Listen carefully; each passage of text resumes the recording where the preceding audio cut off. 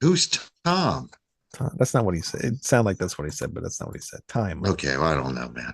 He's got a Hey, southern accent. hey, All Ralph. right. I've only I've Oh, he only looked had at a it. few beers, He just so I'm looked not at it. hammered. What? It's almost human live now, man. I'm sorry. All right. You know what it is, Manny. Manny doesn't come on here very often, so he doesn't know how the show starts. But thank you and welcome to the show, everybody. Yeah. Knock him down. Well, thank you for having me, Ralph, and that guy named Wayne. Thank you. Right on. We're Our, waiting for Neil Turbin. yes, he is coming.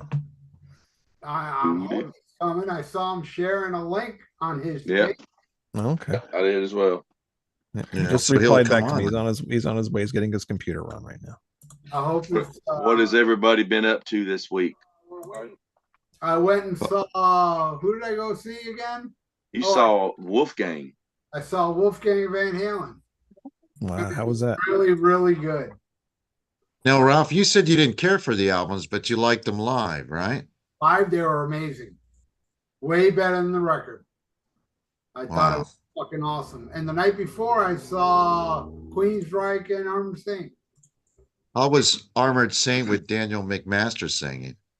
Fuck if I know. I got lucky and got John Bush again. Yeah, so you got a picture Oh, with him John too, huh? Bush is back? Yeah, Yeah. yeah. The Okay. first show him back was the one I was at, which I got very lucky. Hmm. I didn't go to the Tampa show because I chose Diana Ross of the two shows, which I enjoyed, by the way, but it looked like it was Daniel McMaster at the Tampa show, but I couldn't tell you for sure. I No, no, wasn't it there. was. It was. It was okay. But the same thing Um, last year was the same thing. John Bush got sick. Jason took over. And then his first show back was the Wasp show I saw.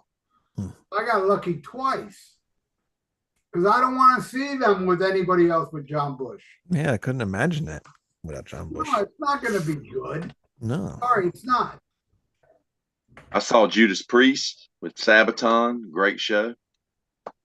Right on. Very well, they cool. just Very cool. played Florida, maybe close. Ralph, I don't remember where they played, but Rockville, wherever they have that this year. Yeah, that's Yeah. very small for me. Yeah, I can't do all day festivals at my age anyway, Oh but man, fuck that. I ain't yeah. gonna hang out all day outside for a festival. Those No days way. are Not long in Florida. Yeah, and in that hot weather, those days are long gone. I don't even like Yeah. amphitheater shows to tell you the truth. I Mm. want some AC. I'm an old man. I want to sit down in some AC and enjoy a show and headbang while sitting down. You're at Well, that point now, sitting down, huh? I had a choice between Queensryche and Diana Ross, so I went with see Diana Ross mainly because it was with a female, but I actually enjoyed the show. Um, it was 70 minutes, no opening act. What was amazing is, most musicians had the video screen. Not once did they show a close up of her. It was literally a montage of her one after another, and every once in a while they'd be like, some stupid picture or whatever. But it was very entertaining. I really enjoyed it. No auto tuning or anything like that. She took a break for two songs. Let her daughter sing. She is 80 years old, but she was great. It was definitely a old school pre 1960s or early 60s type of performance. Everyone's wearing a suit and tie in her band. It is very choreographed as far as that goes. But musically, it was a nice little history of Motown and the Supremes. And apparently, she put out a new album. The songs weren't too bad. I'm just glad to see artists creating new music. Whether I like it or not is doesn't matter. I just wish more artists would do that instead of falling into nostalgia route. At least that's my opinion. And I saw Hart and Cheap Trick won free tickets a couple weeks ago, and they're very good. Ralph, did you see that show when it came to town in your area? No, and Cheap Trick wasn't on the bill down here. Oh, really? Oh, Yeah. wow. It was interesting because Robin Zander's son took on a lot of the lead vocals on a lot But of tunes. he's Yeah. been in the band for like a couple of years now. Oh, has he been doing that? So this is nothing new. Okay. He's been in But the I, band. I hadn't seen him in years, but Art was great. Ann Wilson sat down for most of the songs. It looks like she's gained weight. I don't really give a shit. Her voice is great. The entire band, other than Nancy Wilson and one other guy, they're all, I don't think any of them were even born during their 80s comeback, let alone the 90s. But very good band, very, very solid show. They played a lot of deep cuts, both bands. That really surprised me. Anyway, good show. What about the Queensryche show and then Judas Priest for you? What did you guys think? What was the set list like since while we wait? Well, Tony will tell you about Priest. I'll tell you about Armored Saint Queensryche on my concert review coming up either tomorrow or Saturday. All right, so we'll see that on the Almost Human channel. Yeah, I'll have a concert review up in a day or two. So Tony, you talk about Priest. Priest set list was really good. I mean, they're still doing Saints in Hell, but they brought Love Bites back for this because it is the 40th anniversary of the Defenders of the Faith. 40th anniversary of my first Judas Priest show actually was that tour. They did Devil Child, which was really good to hear. I love that one. Hey, Neil was All right. Yeah, so some good stuff, man. Good show altogether. Cool. Yeah, And you'll have to tell me about Sabaton. I only know the name, don't know. I only saw a couple of songs. Yeah. right Yeah. on. Yeah, they were good for what I saw. They had a tank on stage and stuff. They said Priest did. The whole thing is about war. Yeah, history. Isn't it? The whole It's about shtick is history. about war. Yeah. Yeah. Mhm. I thought so. They've got their own fan base that goes to see them, and yeah, it was cool. By the way, Wayne, what I've heard of Severed Angel, the couple Mm. songs off the new album, Mhm. really kicks ass. Oh, I even thank like you. the drumming, so it's Really? incredible. Yeah, Yeah, the really. drummer's an asshole, but thank you. Oh yeah, he appreciate is. it. I can't stand them, but great drummer nonetheless. A lot of cool things happened with Severed Angel. We were like the number 28th band, I think, or something like that on like the radio charts, like college radio charts or something. So Really? yeah, Kick yeah, ass, dude. yeah, we're getting up Kick there, and our ass. Spotify numbers went like crazy. We're up to like 5,600 monthly listeners or something within the past week. So it's been doing really good. Now I've only heard a couple songs, but what I've heard I actually like better than the previous album. And I gotta say, Lou, incredible. That's all I gotta Everybody say. keeps saying how good Lou is. Yeah, I know. No, he's really killing it. He's really Yeah. killing it. Yeah. Like I said, I like the fact that he doesn't sound like he's a throwback, but you can hear the influences of that. Mhm. But it sounds like Lou. Doesn't Yeah. sound like, Iommi or, we know his influences. All right, I'll mute myself because he was a gentleman. Ralph? Neil, what's up? What's up? Can you hear us? What's happening, guys? How are you, man? Hey, what's Good, going good. on? Can you hear How's me? it going? Perfect. Yep. Yep. You're in a dark Hey, room. You're you got okay. a lot of Can you folks. hear us, Neil? Yeah, I hear you fine. All right, Neil Turbin is here. It looks like you guys are frozen up though on the screen. You got quite a few of you. Yeah. 4 of us here, but I see everybody. Yeah, we're moving. Yeah, I think your connection's a little wacky. Well, this is the way I My always look, connection? Neil. Yeah, because you're cutting in. Is and my out a little connection bit. bad? Yeah, a little bit. My connection? Yeah. I can try to come back in. You know, Yeah, No, try you to come see- back. I don't know. I had a little bit of technical issues trying to get in. They want you to update and all that kind of stuff. You haven't used it in a Oh, week yeah. or something. I love Oh, that. All right, well I'll try to Oh come no, back. you're sounding good. You're sounding good now. You Stay. sound fine now. We're sound, Stay. I think it's getting You're better. good. You're good. Yeah, I think you're fine now. You don't have to go. I think we're good. All right. That's all right. Seems to be Yeah. all right. Yeah, it was wonky. How at about first, but I us, think Neil? we're How good. do we look? Everybody's guy's frozen, beautiful. so that's what I'm seeing. Everybody's frozen for you. That's weird. Well, as long Yeah. as you're nervous. There's Yeah. got to be latency somewhere, but Yeah. that's that's baseball. But you can hear us, but we're frozen. Yeah. Right. Okay, cool. All right, all's good then. That's fine. Don't what's freeze. go- what's go- You guys are Well, it's you guys cold. are in It's, warm weather. You can't. yeah. So what's Well, been I'm going in on Ralph lately? are in Florida. I don't know where, so. Yeah. So I'm what's in been North going on with Carolina. you It's lately? warm here. Oh my God, the connection is terrible here with everybody's talking at once. What have you been doing lately, Neil? Because last time I talked to you, you were doing stuff with Timo Tolkki. So whatever happened with that? Well, Timo does what he does. So that's the way it works in the music business. People do what they want to do, and you know, that's cool. Yeah. But you know, it was cool to play with Timo. You know, we played some shows. We did it over in California for the first time in many years that he hadn't been here. And then we had some fun shows. We played the Whiskey A Go Go. We played this venue called Bricks, and that was the first show, and that was great. And then we also played in Mexico together as well. Oh, really? So we toured there a little bit, and yeah, so we had some interactions. But you know, I think he's pretty set on having a European band. You know what I mean? Right. Right. I mean, I love those songs, but you know, it was cool. Yeah. I mean, it worked. It worked real well, but it's just, you know, I mean, everybody has their own vision of what they want to do and their own artistic, you know, ideas. I mean, Right. that might be different from what the fans want the person to do, right? Yeah. Or it might be different than what you want your parents to do. But that's just the way it goes. Yeah. And this weekend you have So that's you have the concert Go for ahead. Ronnie coming up, right?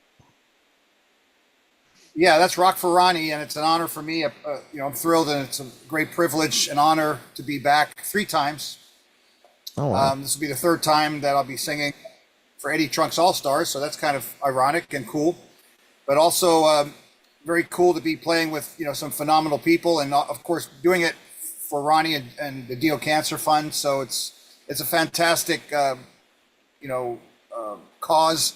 It's a fantastic person, Ronnie James Dio, and you know, I was there at a service in 2010.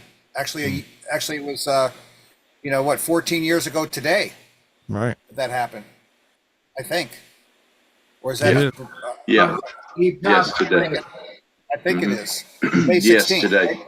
Yeah. So it's a long way back to remember. So, but I think Ronnie, you know, he was just what's really cool about Ronnie Dio is that he was authentic for sure, a great singer, but as a person, you know, I got to know him a little bit, not spent a lot of time, but you know, I played with Claude Schnell, who's Ronnie's keyboardist in Dio for, you know, through the 80s. So I played with Claude for 4 years. So I actually went to dinner with Ronnie. So I was there at a birthday party for Vinny Appice, and actually Ronnie came over and introduced himself, which was, you know, kind of, you know, like, Yeah. wow, Yeah. you know, but he did that. And, you know, very cordial guy, you know, really down to earth. I mean, the epitome of that. And just real personal, a real person, you know, not someone that's full of themselves. I mean, I'm sure he knew who he was, but you know what I mean? It's like he was that guy on you know, other levels, which is really cool. And then he bought me a drink, and I was there with my date and bought us a drink. So it was really cool that, you know, he was personable, respectful, you know. He said, "Oh, you're the guy that's playing with Claude Schnell. You're the singer in Claude's new project." So I was like, wow. Ronnie So Dio's he- telling me this. You know? Yeah. So he knew. So yeah, but I mean, Claude, you know, I mean, they all talked. I mean, even though they're out of the band, they were friends, or you know, still communicating. Yeah. So I mean, after you've been in a band with normal people for you know 10 years touring the world, you know, you would hope that there's, you know, still some kind of communication. That's Right. not always the case in many bands, but Yeah. anyway, that was a great experience, and yeah, so it's a real honor to be part of the Rock for Ronnie, and you know, I'm working with Robert Sarzo. He's you know, he's the musical director and putting it all together on the artist side. So it's great to work with Robert. You know, I've known Robert since I came out to California in 1985. I was at the first Hurricane showcase in Burbank Studios, so it was really cool. Wow. So that was Kelly Hansen, and that was, you know, Tony Cavazzo, and I'm trying to think of the drummer, Jay Shellen. Okay. And, you know, so I was at that. I went to a lot of stuff back then, and you know, so it's kind of something that's from 1985, fast forward to 2024, you know, here we are. Right. Wow. So it's kind of ironic that, you know, all those pieces are kind of somehow connected. But Yeah. as far as other stuff that I'm doing, you know, what am I up to? Well, I've been recording Fistful of Metal Alive. That's something that, you know, meticulously is being done. It's going to get done, and it is being done. So I'm working with my partner, Gus Dubern. He's a guitar player who's Latin Grammy nominated from Brazil. An excellent guitar player, and also a great person, great friend, and someone that we're working hard to make it happen. And we've got drums done for, gosh, it must be like we're working on 10 songs. We're going to have more than that, but we're getting through that. We're taking it in portions, Right. because that's the way we're doing it. Other people try to do it like Van Halen and think they can record it in 7 days or 2 weeks. And the issue with that is that you have to have a really tight band. Think about Van Halen. Were they a really tight band when they first started? I think they were, and I think they were very prepared. And you need that kind of band going to the studio if you're gonna whip it out in very minimal time. Right. And also, when you got Ted Templeman and all these, you have Sunset Studios. Well, you got the best of the best all around you. But that's like going into a record plant and having to hurry up and rush. But for me, doing it meticulously, singing all the stuff that I'm singing, believe me, it's certainly a challenge, because it's not just notes, but it's also trying to reverse engineer what you did the wrong way back in 1983, and how you might have done something, and also phrased it, and also, so I don't want to do something that the fans are going to be like, well, that doesn't sound right, because that is what the fans do. That's what we all do. We listen to a band that's changed a member. It's like, oh, that bass don't sound right. Right. That singer don't sound right. Yeah. So we want to hear it the way we want to hear it. And for me, it's about taking it and multiplying it, quantumly to a level which is, it's got to be better. It can't be like, what's the point of putting out something that's almost as good or worse? If it's not going to be great and better, or something that just lifts up things to another level, then it's going to be different. And that's what music is. Music is different from one band to another and one genre to another. Is it better? That's subjective. That's your opinion. But I think it should be. It's got to compel me to be at that level. So and also, I'm not the only one that makes that decision. Gus is also. He's like, okay, re-sing that. And I'll sing something fucking 5 times over, like I thought it was done the first time. I thought it was done the second time. I thought it was done, but that's right. But that's getting it to a level where, it's like, it's not about perfection at all, because I'm never going to be perfect. I don't think I am. But I think that, we want to reach a level of like when you hear it, you got to say, wow. And so far that's been the reaction from journalists that are with major, some of the journalists that I'm friendly with that have heard it. So some people have heard, some of my recordings, and this is a rough, we're not even talking about anything that's mixed, it's not mastered, it's not mixed, it's just raw tracks. But, we're doing great with that. And, I might have a few people participate, but I'm not really looking to make it the guest star, all-star show. It's just really core people. I've got myself, I've got a great drummer that I'm working with. Who's the drummer? Brazil. Who is he? And, well, I'm not going to talk about it right now, but I'll announce that closer to when the album comes out. Is he in Slipknot now? But I'm talking about. I'm sorry. Is he the drummer for Slipknot too now? No, but I don't want people. I don't want people bugging him. Okay. Just like I want him to do. I want him to be allowed to breathe and do his work, and then, then people can ask him. Yeah. Cool. But so is it all the songs from Fistful of Metal? Is this the whole? All of the songs that you guys would be familiar with that would have something to do with me. How's that? Right. All right. How about some of the stuff you co-wrote that ended up on Spreading Disease? Some of the stuff that you co-wrote. Those are my songs. Those are my songs that I was given riffs, and I was told, here's a riff. So I wrote to that. That was a 50%. That's what the Library of Congress, according to what they do. There's words and music. So half of it is words, half of it is music. Lyrics, music, 50-50, right? So that is what constitutes a song, according to at least the government and the Library of Congress. So yeah, that is what I contributed the arrangement, the vocal melodies, and how it kind of came together. So because some things repeated, some choruses repeated, how songs ended, that sort of thing was usually up to the band. You know, Right. they played really loud in the rehearsals. So when I say that, I'm not saying that in a way like, you know, what else do you expect from a metal band to do in rehearsal?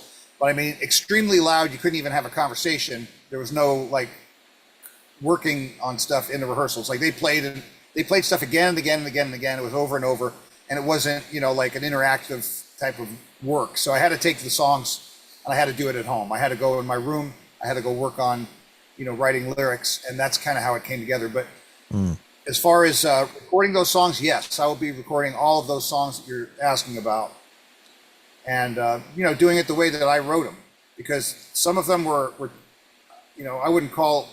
I mean, they were people. I mean, they put people's names on stuff, but they didn't. You know, I mean, I had the songs copywritten because I wrote them already. You know, Right. so they're already written.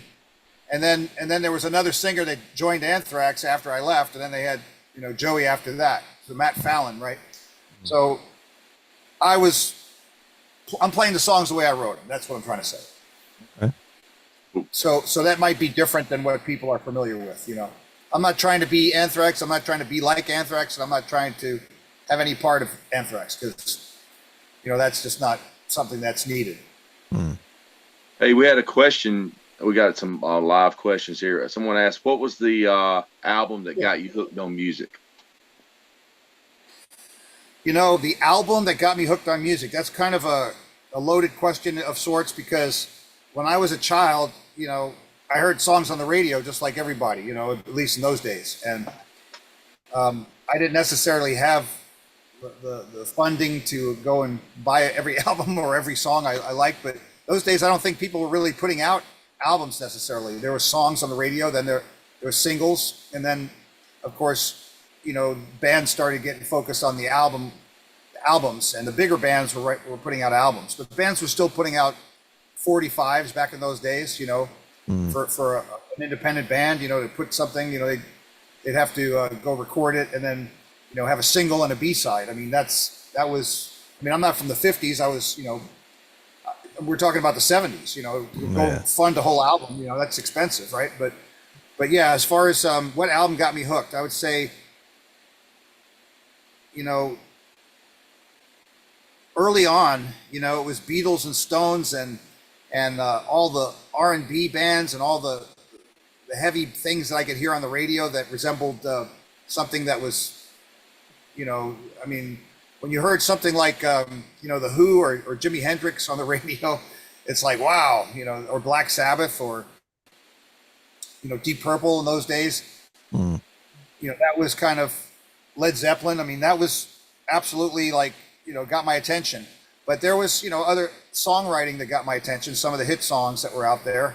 So, I mean, I would be, you know, amiss if I wouldn't have mentioned even Elton John or, you know, bands like that back in, you know, we're talking like way before, like the 1960s turning into the 70s. You know, we're talking about like this early 70s. So there was Cream. I was very much, you know, a fan of theirs. I mean, is there a specific album? You know, my parents had albums, you know, so that's where I knew albums from, right? My parents had their albums. It wasn't mine, but it was theirs. Yeah. So my father had Paul McCartney's album, but it wasn't like Wings. It was like, I'm trying to think of the name of the album. It was, I thought it was pretty artistic and cool, and it was different from the Beatles. It was, gosh. Ralph probably has it. What is it, Ralph? The what? McCartney, the one with First the black McCartney cover? solo record. Yeah. The one with the cherries, the one with Maybe I'm Amazed. Yeah, that's No, even McCartney. before that. No, that's Wings. We're talking about, you know, like he had like llamas on the cover. It was yellow or. Oh, mean, it was Ram. Ram. Ram. Ram. Yeah. That, Ram. okay, that album, Ram. That's the album. Yeah. So that was an album which was like, it kind of had some of those bizarre Beatle moments on it. It kind of had the quirky kind of moments. So that really stuck with me, you know, because I really enjoyed what he did as an artist, and that he took it to a place where, you know, it wasn't, you know, it was definitely Sgt. Pepper's land. It was he took it to a more of a abstract thinking place, you know, versus just trying to write commercial hit songs. But he had these choruses. He's Paul McCartney, but obviously, you know, he was creative, and I really enjoyed, you know, appreciated that. So there's people like that. I mean, of course, Queen, but Queen was later even than that. You know, that wasn't like in my parents' collection of albums. You know, it was Cream. Right. You know, like White Room and Sunshine of Your Love, and Hendrix. You know, and Woodstock albums and stuff like that. So I would say the Who. I would say, you know, once I kind of got out of sports as a teen, as a preteen, and as a young teenager, you know, really that hit me about 13 years old. I mean, the music. I mean, there was bands on the radio like 10cc and this band called Pilot, and you know, these kind of hit songs, you know, that were out there.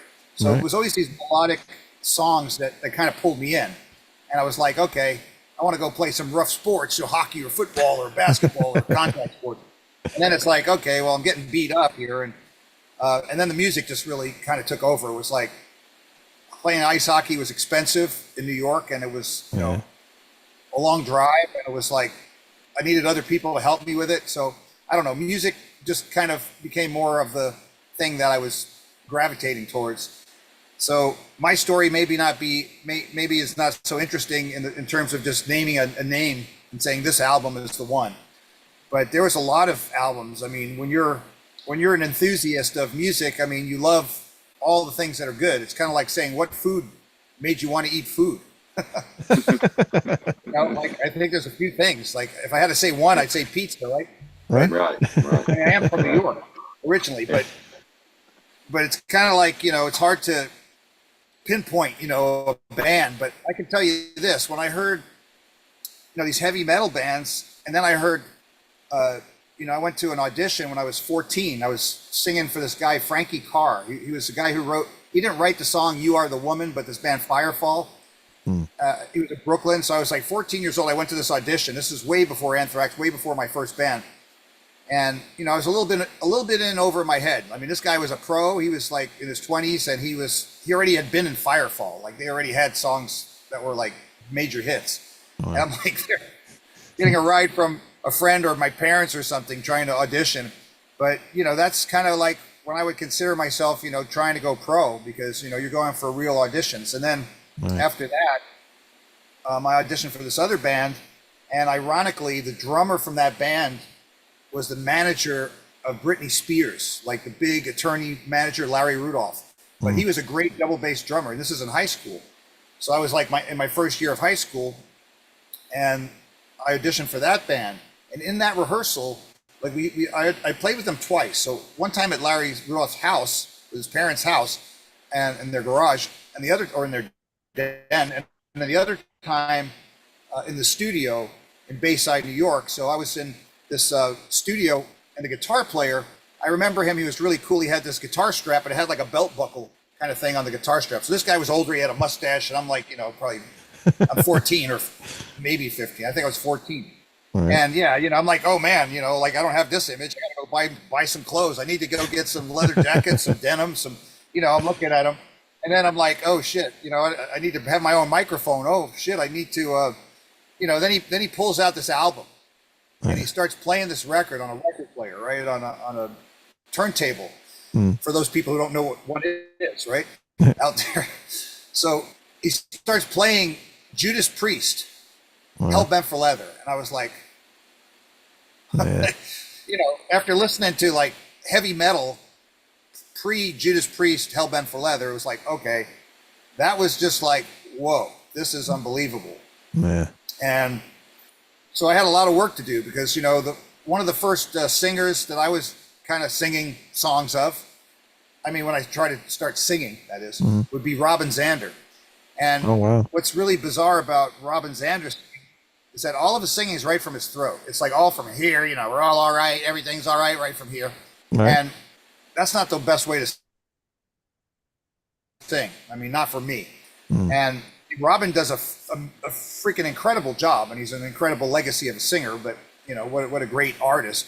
But you know, there's not a lot of people that actually sing like that I can think of, and putting it all right here, and you know, having the range like these other singers. But Robin Zander has great range, but it's just, you know, you try to copy somebody, and those were the days and the times where I was trying to be something that I'm not. You know, I was trying to be somebody else. I was trying to aspire to be what they are, and there came a point where it was like, okay, I'm done with this. I don't need to be somebody else, It's like, imagine if this may sound stupid, but you don't, people are the ones with this mental disorder, trying to be something that they're not. It's not dogs or cats. Like, you don't see a cat going woof woof, or a dog going meow. I mean, maybe it might happen. There's some videos on YouTube. That's just not. Sure.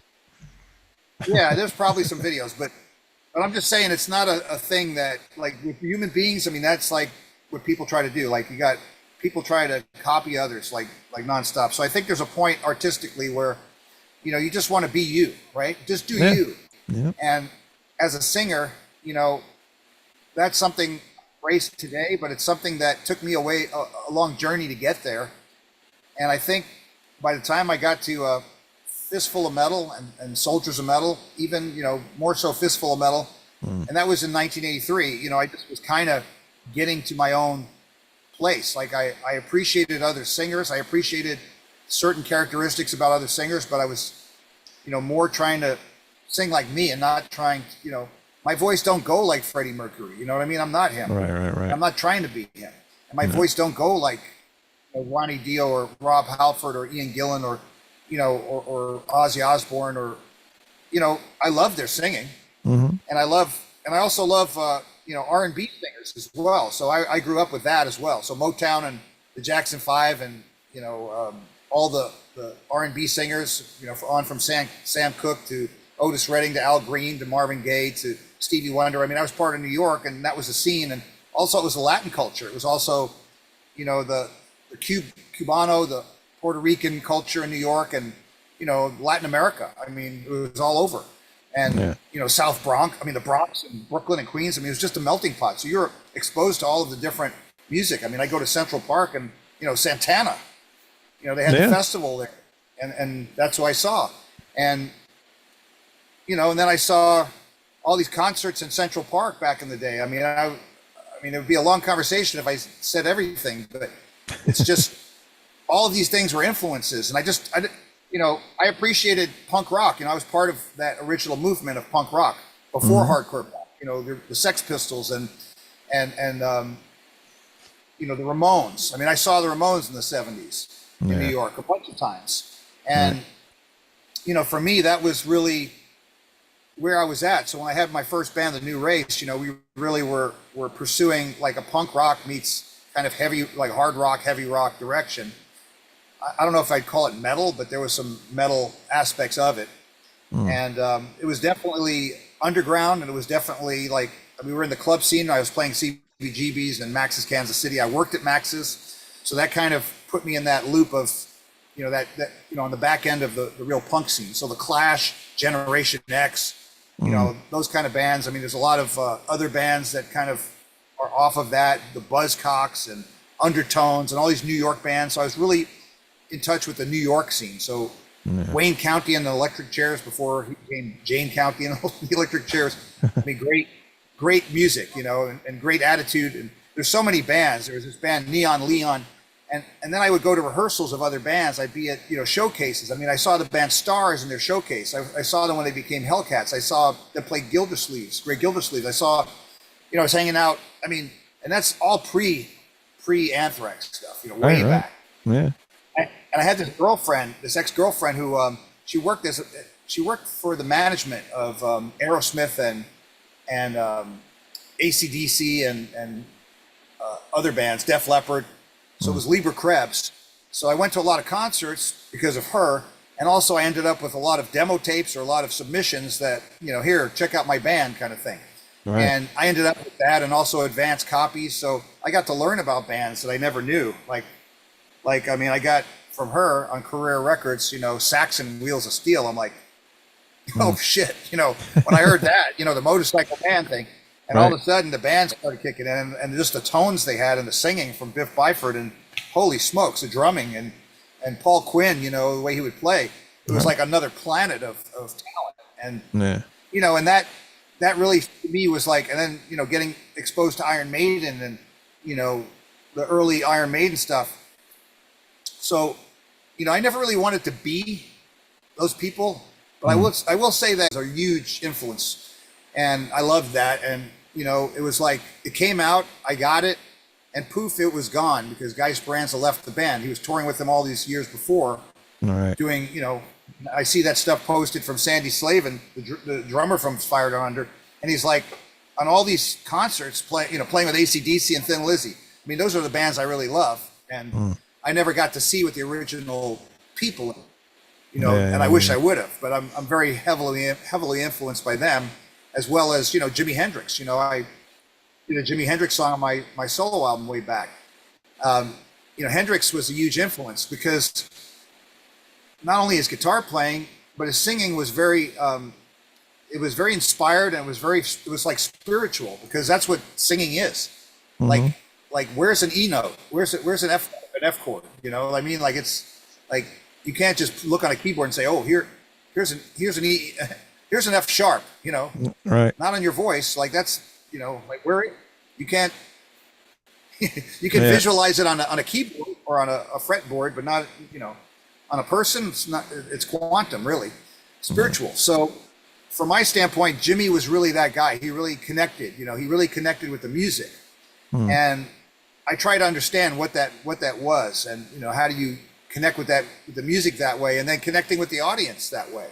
And to me, that's what it's really about. So, you know, I really wasn't trying to be Iron Maiden. I loved Iron Maiden, and I loved Judas Priest, but I wasn't trying to be them. And there already was an Iron Maiden and a Judas Priest, you know. So, but I would say, you know, more so I was influenced by like Saxon and Accept. Those were bands that had a huge impact at the time. And then there was this whole, you know, the new wave of British heavy metal, and all the countries that had their own versions. You know, you had these bands out of France that I really loved. First one was this band Marseille. They were like a hard rock band. Yeah, I've heard But them. then came, you know, bands like Warning. Warning was a phenomenal band. Two And great They had the records, song yeah. called Commando, and it's an album. Yeah, I love that band. And then also Sortilege. That band I really connected with. I really love that band. And I remember being on tour with, you know, I was supposed to do this festival in France, right? A week after I left Anthrax, I was there with Carl Kennedy, and we're over there with this guy Jack Starr's band, and I was there at Red Forrester, and we're there. You know, there's a lot of crazy stuff that happened on that little trip, but we were backstage with Metallica at the festival and hanging out at the hotel with them, and then, you know, Accept was supposed to play the festival, and they walked into the hotel and they left, so they canceled for the festival appearance, but I saw them. I saw Udo, and you know, that festival had Dio singing. I saw him, Gary Moore, Whitesnake, Metallica. Wow. We were hanging with Metallica and Venom, and like hanging with Metallica and Venom. I mean, the Venom guys were really friendly. It was like, wow, these guys are mean and evil, but they're not really mean and evil. They're really friendly and cool, you know, at least back then. And yeah, you know, their image is one thing, but as people, they were really down to earth kind of guys, you know, really humble, cool guys. I really liked the drummer from that band. And Kronos was very cool, also, and all the guys were cool. You know, they were all like really super right on at that time. But like Metallica, you know, like the guys in Metallica at that point, they were still friendly to me. I went to a Metallica concert years later in San Francisco, and, you know, I was backstage. You know, their people knew I had, you know, that I was back there. I just wanted to say hi to them, shake their hand, you know, say hi to Lars, because I knew Lars and I knew all of them.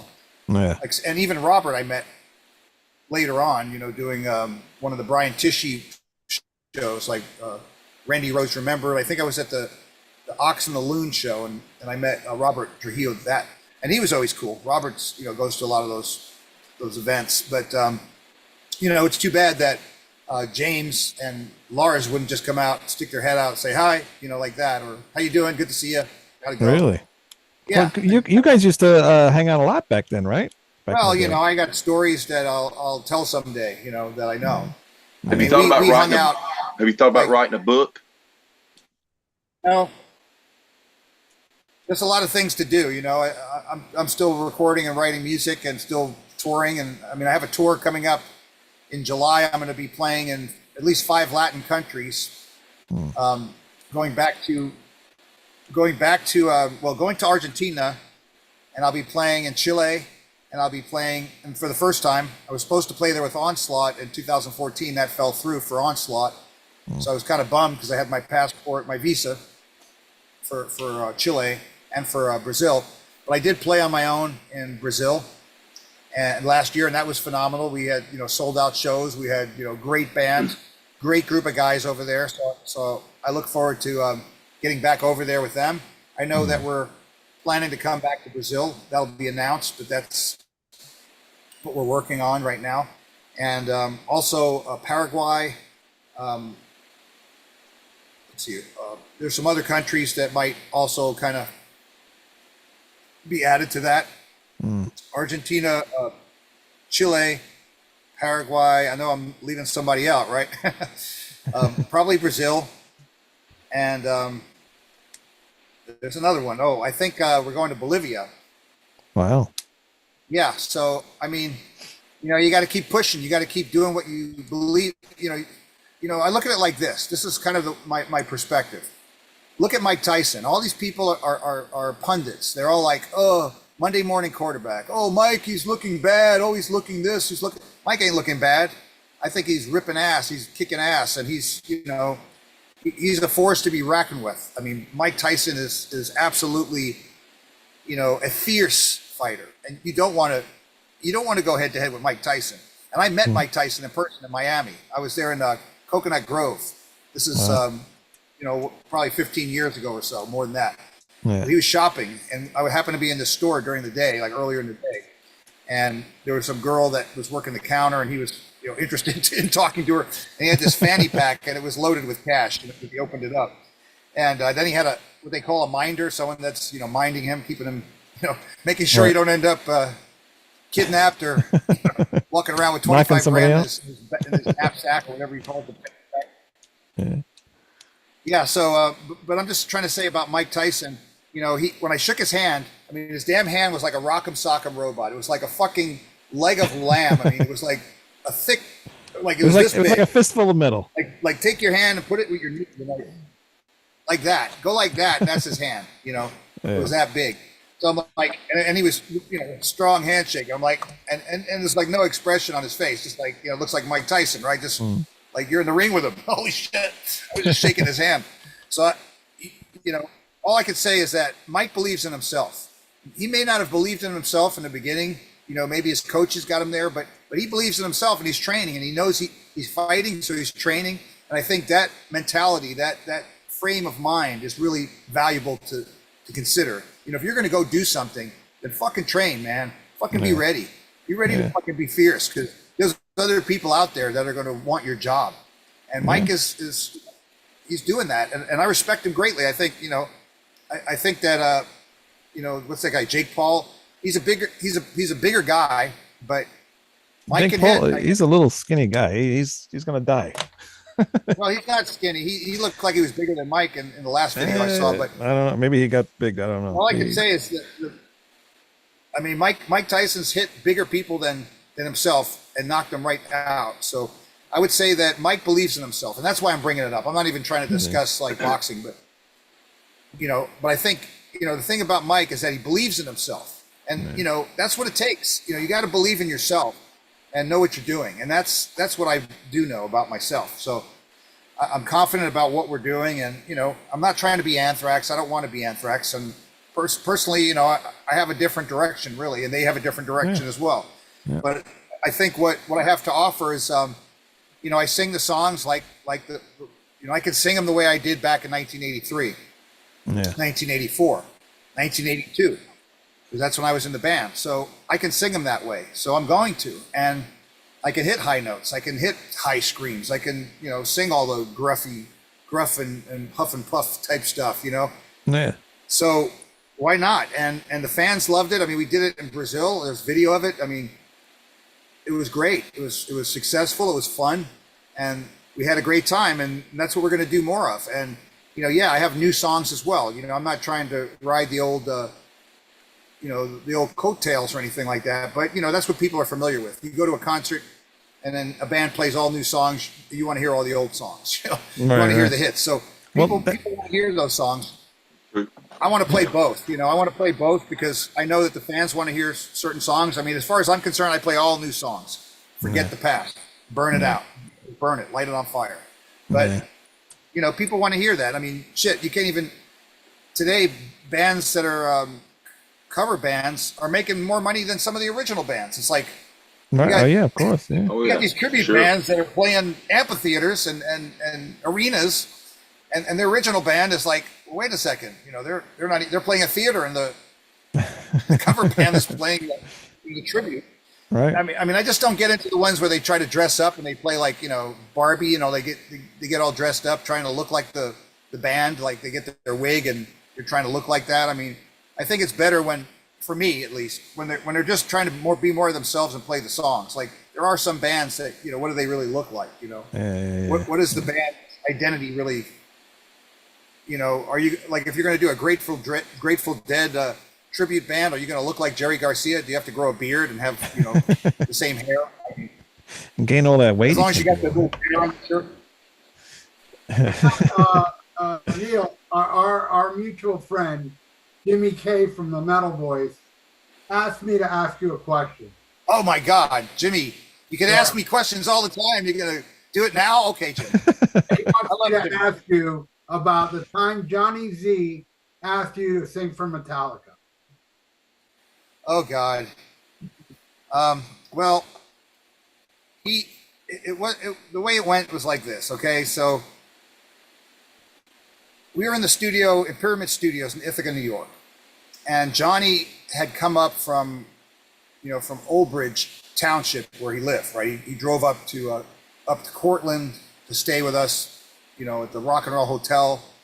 That was the ladies the sisters who had that house, and where a number of other bands stayed. And then we drove in with Johnny. That was Carl Kennedy, myself, and Johnny. We drove in, and this might have been after the other guys in Anthrax were up there, because we had finished doing Metal Thrashing Mad with the vocals. So it was probably towards the end or the very last few days of being up there before it was being mixed. And I was up there for the entire time. I was up I was up in Cortland for a month, for the entire month of November, or November into December, whatever it was. I think it was all November of '83. And so Johnny was sitting there in Alex Perialis' office with me, and he's listening to kind of a playback on a 2-inch tape or whatever Alex had in that. I don't know. I don't think he had it on cassette. I think it was on a 2-inch, or a 1-inch tape, like a little bounce down, because otherwise it would be on the master tape. That's the way it worked back then. So we were listening in Alex's office, probably the end of the night, maybe after the other guys left, or maybe something like that. And he heard Metal Thrashing Mad, and he just turned to me and said, he was just kind of like, he looked a little stunned, it's just like, which is good, right? And he says, well, Neil, I was thinking, or something to that effect, that, you should consider singing, you should consider singing for Metallica. And or actually he said, have you ever considered singing for Metallica? And I said, well, they already have a singer, and he does great, James, and I'm friends with James. I don't want to take his job. It's his band, it's his job. It's his, like, I wasn't thinking of singing for Metallica. Yeah, I love Metallica, but a lot of their songs didn't really have vocals that were similar to my vocals. You know what I mean? Like they weren't range-based vocals. They weren't climbing. They were, very cool songs. Great riffs, great melodies. I mean, I love Metallica, but it's a different thing. It's like Jimi Hendrix. Jimi Hendrix. It's not like the way I normally sing. You know what I mean? It's like great riffs, great structure. It's just different than what I do. And but at that point, I said, well, James is doing a great job, and I think James was insecure about his singing, and it was a known fact with Metallica and with Johnny Z. So they were looking to, at that time, maybe get a singer and bring one in there, but they already released Kill 'Em All. So this is after Kill 'Em All was already out. So I don't know the logic there about that, would the fans accept that at that point even? Right. Getting a different singer. I mean, maybe early on they could have put a singer in there, but I don't think you know, I already put the time in with Anthrax at that point for 2 years or a year and a half. I already, you know, paid hard dues. I was like in the band. I wasn't, you know, I'm not disloyal, and I'm also like I was riding one horse. You know, I wasn't trying to be in 5 bands. I mean, there are people that nowadays, you know, they could be in 16 bands, and you know, that's like having 16 girlfriends. You know, and Right. how do the other 15 feel? You know, Like Manny. you're the only one, baby. You know, yeah, you're the only one that I think about. Yeah, and then you go to the next one. Oh, you're the only one. Yeah, sure. I mean, you can't give anything a full effort if you're divided. You know what I mean? Like if you're, Yeah, definitely. Yep. it's like a general contractor. If he's building, you know, 64 homes in a development, it's like how much love is going into one home specifically. Like the home you're buying, it's like there's 63 other ones. It's like, you know, throw that shit together. Let's just get it built and move on. Make millions of dollars. Move on to the next development. I mean, that's kind of what it is. It's like, I don't know. I think music is something that you have to. It's a commitment, and you have to. I mean, I was all in with Anthrax, and it wasn't because of the people. I'll tell you that. The people, that was a hard part for me. I mean, just the personalities and the egos that were in that band are in the band. But you know, and that's not a new thing that I'm telling anybody, right? Yeah. So, I mean, that's already a known fact. But the issue is that, you know, to start from scratch, and you know, Metallica has their fair share of you know, things going on. I mean, there's a lot of drinking, and there's a lot of other things, and you know, a lot of, I mean, it's personalities, and it's you know, who's in charge, and you know, if you join something like that, it's like it wasn't offered to me, but you know, it was mentioned. Johnny Z mentioned it that you know, he absolutely was their manager, and he absolutely mentioned, you know, have you ever considered singing for Metallica? So, you know, for whatever that's worth, you know, do I consider that an offer to join Metallica? Well, I didn't have a written agreement in front of me saying, here, you know, sign up. I mean, it wasn't like that, and I was already in a band, and we were recording our album. You know what I mean? Yeah. So it's like that would be it's like you're at your wedding, and some other person saying, well, have you ever thought of dating this girl? She would be very good for you, and you could have children with her. And like, well, wait a second, I'm already at a wedding, and it's mine. So like, why would I be thinking about that? You know, that's really what it was. So I think nobody from Metallica asked you to join or anything. No, nothing like that. I mean, that was never a conversation, and it was never. But it was Metallica's manager, so I mean, he was also Anthrax's manager. So I mean, it's great. It's great to be considered. You know, it's great that he would even ask. You know, I mean, I must have done something right that he would even ask. Do you wish you would have taken that chance and just asked? No, I don't. I don't wish. And you know, if it was only for money or something, that's a separate conversation. But if it's to be in that band, well. You know, I look at any band and I look at the people and the dynamics. I think there's a lot of, I mean, if the guys can't even say hi to me, backstage, like how would it have been being in a band like that? You know, like they can't even. There's no communication. I could tell you in Anthrax that the band would go play shows. Like we played a show in an arena in Chicopee, well, actually in Springfield, Massachusetts, opening for Crocus and Blackfoot, and. After that show, you know, you think, hey, great show, it was awesome.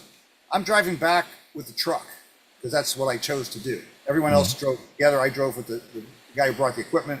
We drove the truck back, dropped off the equipment. And, you know, I didn't hear from the other band members for 3 weeks after. That was typically the way it went after a gig. That's the way some of those guys handle their business. It's like they don't communicate, and you don't hear from them for weeks and weeks after. So it's like the opposite of like what friends do, right? Friends are like, hey man, hey Ralph, how was that gig we just played last night? What did you think? I'll call you the next day. You know what I mean? Like, hey, that was a fun gig. Like what's on, you know, what part of the gig, you know, what was the good, bad, and the ugly? You know, tell me about what your thoughts were, right? And I mean, that's what I would think would happen with some people. And other people, they don't communicate for weeks, or, you know, the next time I saw them was at a rehearsal. We never talked about the gig. It's like, well, that's kind of foolish because, you know, you learn some things, like especially playing on a big stage, like an arena.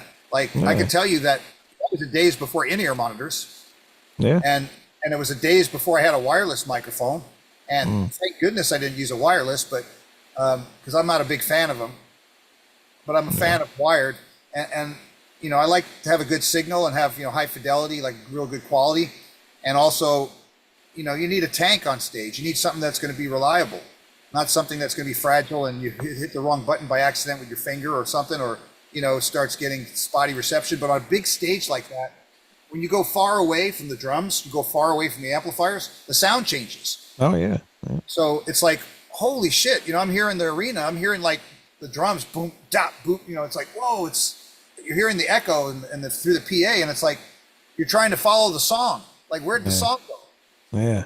So it's like, you learn these things. And I would think like after a show like that, there would be a conversation like, hey, you know, what do you think about this? What do you think about that? But there was never that kind of Show ways to improve the the show that you just did. camaraderie or closeness, Yeah, or, you know, it was always, you know, the same old songs, go do the same thing over. It's just, you know, it's a difference in the way of thinking. It's like some people think based on how is that going to make me look good, like an ego-based thinker, versus someone who's a pragmatic thinker, or someone who's just practical, or someone who, and there could be people that have egos that are pragmatic, but there's people that are just on their ego. It's like, how does it make me look good? Well, that's not what I was thinking. I was thinking like, how do we make this as great as, you know, bands like Iron Maiden and Metallica and Accept and you know, Dio. Yeah. You know, to me that's like that's the next level. Saxon, you know, Saxon always sounded great. They were always killer live. You know, I wanted to be like Thin Lizzy. If I have to be like someone, let me be like Thin Lizzy back in the day. You know, I'll take that. So you moved to LA after you split with Anthrax. You moved out to Los Angeles. Was that was that to pursue anything there? Or Yes, absolutely. Good question. So when I left Anthrax, that was in August of '84, and then I went to France 7 days later, a week, and I was on an airplane already with a passport. I never had a passport. I had to get one in a hurry, and I had to go over to France because we had the show. But the thing is, I was supposed to sing at the show. It was so weird. The promoter wanted me there, the band wanted me there, but they already had Rhett Forrester from Riot singing. So that was with Jack Starr. Yeah, and Rhett was talking like he's going to join Yngwie's band. I mean, Rhett wanted to join Yngwie because Yngwie was the hot guitar player that could shred and all this, and that was what people thought. But of course, Yngwie had his own idea of what he wanted and how he wanted it, and I knew it, and I eventually got to meet and know Andy Truman, who was Yngwie's manager, and also Alcatraz's manager. So I knew Andy, and I saw him a bunch of times. But, you know, that wasn't you don't just want to be Yngwie's singer and then walk in the door. It doesn't work like that, Rhett. And, you know, I guess he got people worried. I guess he got those guys worried that he was going to jump ship, so to speak. So maybe that's why they brought me along. But I didn't even know the damn songs. So I couldn't have sang them, like, not overnight. And also those songs were a little bit more, they weren't easy. I mean, on the solo album that he did then. But I think I could have tried to do it, but if I would have been prepared, that would have been smart if I had the job. But I wasn't being paid to go sing in that band or be part of it. It was just, you know, weird communication, but it was cool. I got to go to France. I was supposed to do the show or be part of it, and I got to hang with all the bands. And then, you know, I actually lived there for about 3 months. I stayed there. So that was really a cool experience. But yes, that was right after Anthrax. And then your question was, when did I go to California? So I drove a taxi in New York to try to come up with the funds so I could get a move together.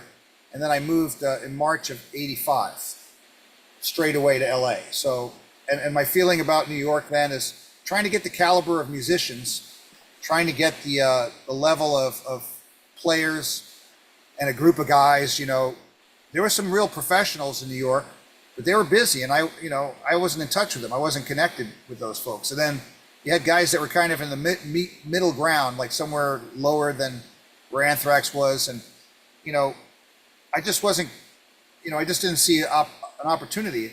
But after touring in California, you know, Tits on Skates wasn't bad. And, you know, I walked in to buy some boots when I was in California on Hollywood Boulevard. the same ones that Yngwie had. And then guess who went in to buy the same boots as I was buying? Tom Kiefer from Cinderella. So at the same time, they were like, big on the charts. They were like, they just came out with their videos and stuff like that. So it was kind of ironic. And there I am. So I'm like, well, why do I want to stay in New York? Like New York, I'm from here, but it's just too much of a mixed bag of music. Like it's not a metal, it's not a rock place even. It's, you got dance music, you got all kinds of, alternative music, indie music. It's so across the board at that time. And what I remember New York being when I was growing up was really like a cover band scene was out there. And then that kind of went away, then it became more like these independent these new artists, like original bands. And that was great. I think that was fantastic that we had, original music, but then I think we slipped back into that same. Now we're back into the cover bands crap. And then even worse than that is tribute bands where, it's these motherfuckers that are pretending. Yeah.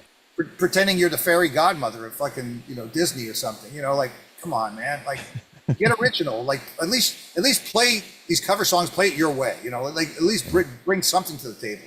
But it's just pretend. It's like little children playing pretend. And that's what people are familiar with and comfortable with. That's what they want to see. I don't know why, but that's the human condition, Well, shit, it's like the first Anthrax album. I mean, some people gave up on Anthrax after that album because that's their favorite album. Well, a lot of people. I don't know. I don't know if that's I don't know. I know at least two people. Look, you don't have to answer this question, but the fact is, like me, I don't think Anthrax made a better album than Fistful of Metal. To me, that album is different than every other Anthrax album because it's more real, more refined, more like people trying to find their way and slugging it out. And that's what Fistful of Metal sounds to me. It sounds like an organic, awesome, metallic release. And it was great for the time, And I discovered Anthrax on a metal compilation album I bought called Metal Hammer that had metal thrash and math. And I was like, I need to hear this album. I've got that album right on my wall because that's from, that one was from Germany or from Netherlands, one of those places. It had a bunch of bands. Oh, what a great I discovered so many great bands on there. Satan, Thunderfire, The Rods, and Fistful of Metal, which in the back it said Metal Thrash and Mad, and then under it, off the album, Fistful of Metal.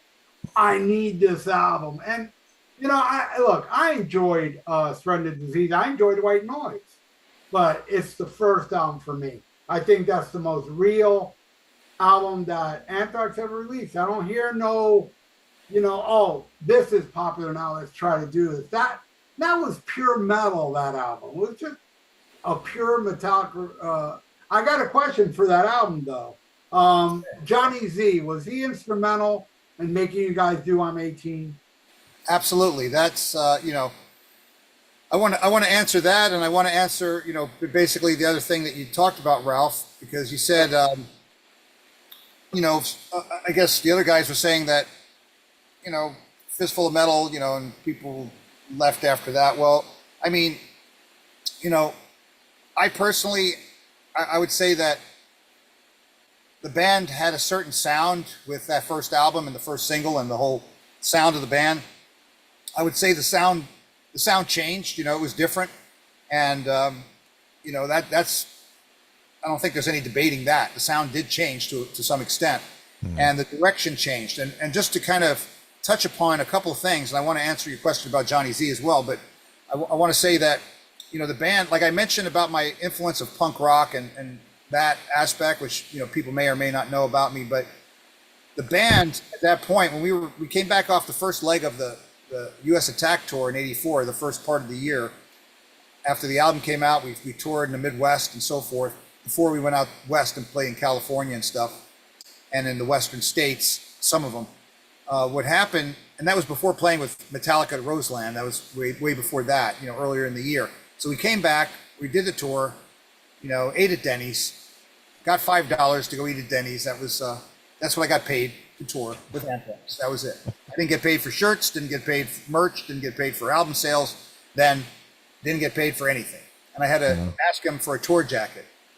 so I could have something from the tour that meant anything to say, hey, you know, I'm actually in a band that played a tour in the U.S. and we just toured, and you know, but of You course, still have that jacket?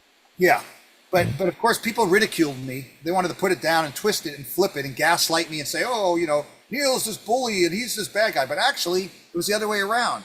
And in fact, it wasn't just a bully, but it was many bullies. And I couldn't even figure out what was going on. I couldn't understand. Like, you know, I'm sure everybody's been to school and, you know, had an experience where they saw a bully, or they had someone try to bully them, or they saw someone try to bully someone else. Well, this was a situation where it was like not just one bully and not just one kind of bully. So it was very insidious and very subversive. And I must say that these folks that are in Anthrax, they're very excellent at what they do. Excellent manipulation. I mean, I was out manipulated. I didn't know what manipulation was, but I was just being manipulated and I didn't even know it. And at that point, you know, I never had parents that said, oh, well, you know, watch out for this kind of person. Yeah, well, you know, every parent says, watch out for this kind of person. But to that level of manipulation, like, you know, it was just that kind of stuff going on. And I didn't understand it. I thought, hey, you know, I would come back from stuff and bring them gifts. You know, I go on a trip, a vacation with a family or something, to come back and say, here's some gifts and here's some shirts and here's some, you know, I made everybody chainmail armor, belts and stuff. I gave it to the band. I did that with my own time, my own wanting to do so. And, you know, it wasn't something that they graciously accepted. It's like, instead of saying thank you and I love this, they were like, oh, so you want me to look like you then? You want me to wear what you're wearing? You want me, you know, it's like, huh? Yeah. You know what I mean? That's what I'm trying to say. It's like the way of thinking is totally different. So I'm not trying to put anyone down. I'm just trying to frame it so people understand that, you know, the way that people take things is different. Like, you might think this is wonderful, but the other person, that's not what they think. All right. And, you know, but honestly, with regards to the sound of Anthrax, I would say that Sound of White Noise, you know, what John Bush did with the band, I think there was, you know, better songwriting during some of that era. I'm not a huge fan of I mean, of course, I had songs on Spreading the Disease, and I had, you know, songs on the album that came, or that release that came before Spreading the Disease. So, you know, I'm on three releases and many subsequent ones, including, you know, a double platinum one. So, and that's with Metallica, you know. But still, there's also there's a gold video that also came out that Anthrax put out. So, you know, I've got my music on some things. So, and Anthrax is not the only thing that I've ever recorded. You know, I was on Thor's album. I was on, you know, I co-wrote 2 songs with Frankie Banali and Neil Citron on Quiet Riot's last album, Hollywood Cowboys.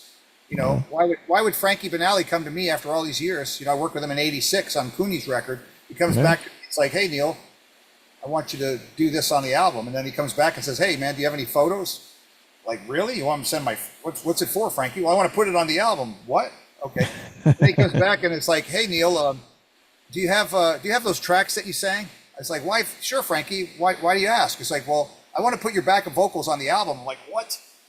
Like, I never thought in a million years I'd end up on a Quiet Riot album. But all I can say is I remember being at Frankie's house, you know, when he was very famous and very successful. And this is back in 1986. And I'm at his house in the Hollywood Hills with, you know, samurai swords and kimonos, and, you know, and he was just a down-to-earth guy. We're in the kitchen of his house with all, you know, and he let me play my demo tape on his tape player. So I was all excited because, you know, like, here's what I'm doing, you know, and he let me. Right.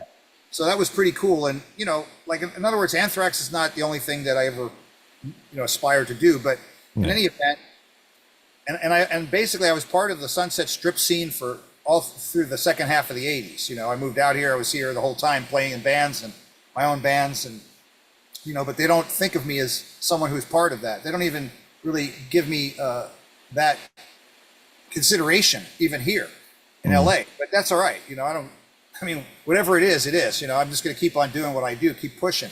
But when it comes to the John Bush stuff, I mean, some of it to me didn't really sound like I don't know, it sounds like a different band Totally. than what I was part of. It just sounds different. Yeah. And It was hard rock. but I thought that there was some excellent songs, like Only. I thought that was, a strong song, well written song, and John sounded good, doing that. And there's other songs like that. But I don't know. To me, I think the measure of a singer, it's like when they start sounding like a goat, they could just have a goat singing. When you start hearing like, oh, you're like, okay, put a goat there. Just get the screaming goat from YouTube to go do that. Because that's what some of that shit sounds like. It's like, there's some really great singers, great operatic singers or great high note singers, but not everybody should be doing that, Just like not every woman should be wearing a two-piece on the beach, a bikini, right? Yeah. So there's some that should have left the jacket on or whatever. In the chat here is one of the guys, Count Rufus. He's Ralphus. He says, when I met Scott and Charlie a couple of years ago at a signing, he brought Fistful of Metal and an SOD vinyl to get signed, and they both commented that they were the two albums that everybody wanted signed. Interesting. So interesting. I have to answer Ralph's question about Johnny Z. So Ralph, you had asked about Johnny Z's involvement with I'm 18, right? Yeah. My brain still works. I can remember shit. So I remember shit from like when I was really young. So it's scary. There's stuff I'd like to forget. How's that? So Johnny Z, he didn't come to us and say, "You're playing I'm 18." That's not what happened. But Scott told the band, we're doing a cover, and this is the cover we're doing. And the option was, well, this is what the record label wants. And who's the record label? John and Marshall Sazula. And this is a song they picked. Now, let me just put it to you this way. These guys, they try to say stuff that they want to blame me.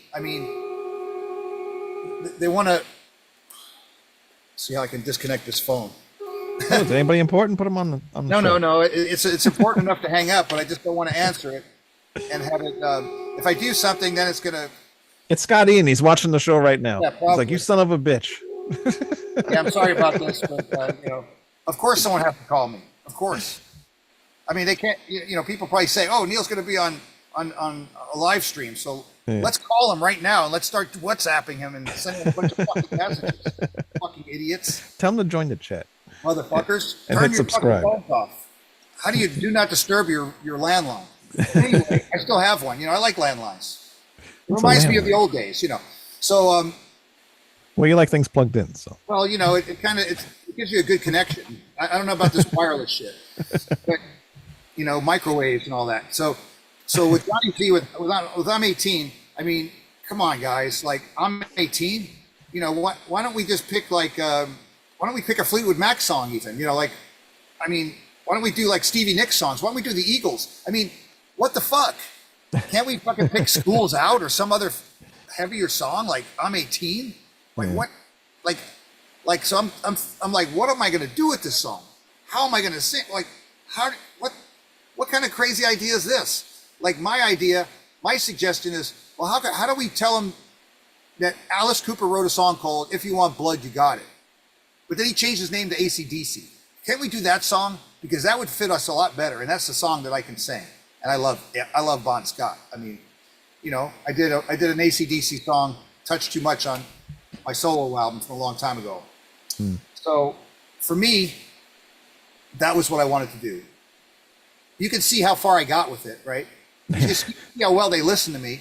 If You Want Blood, You Got It. But what do you think, Ralph? Would that have been a song that would have been, maybe it would be too soon to do it because AC/DC did it, but Bond had passed. Would that have been received well if You Want Blood was on Fistful of Metal? Oh, I believe so. Or Touch Too Much as well, Well, I wasn't thinking Touch Too Much back then, but I definitely suggested If You Want Blood. And also the theme of it, the lyric content of it, is kind of like right in line with Fistful of Metal, I would say. Yeah. But if they could blame that on me, if they could blame I'm 18 on me, they would do it. Because I've heard other people deny, oh, it wasn't me. Oh yeah, Gaslight said pass the hot potato to someone else. Like, No, it was, Scott absolutely agreed to do it. Because Johnny Zazula and Marcia Zazula, it's like, if they told us this is what you're doing, this is what we want you to do. It's like, well, what are we going to do? Say no? Like, okay, well then get someone else to pay for your fucking album. Right. Hey, I wanted to, you brought up Cooney. How'd you get involved with that? I've got this. Hang on a second. Someone else is calling, and now it turned my screen away. And guys, I'm gonna have to go. But Neil, thank you for your time. The other guys are staying on, but I'm taking off. But thank you for your time. Thank you, Manny. Yeah, I got to get my kid as usual. All right, guys. See you, man. Take care. Well, yeah. So,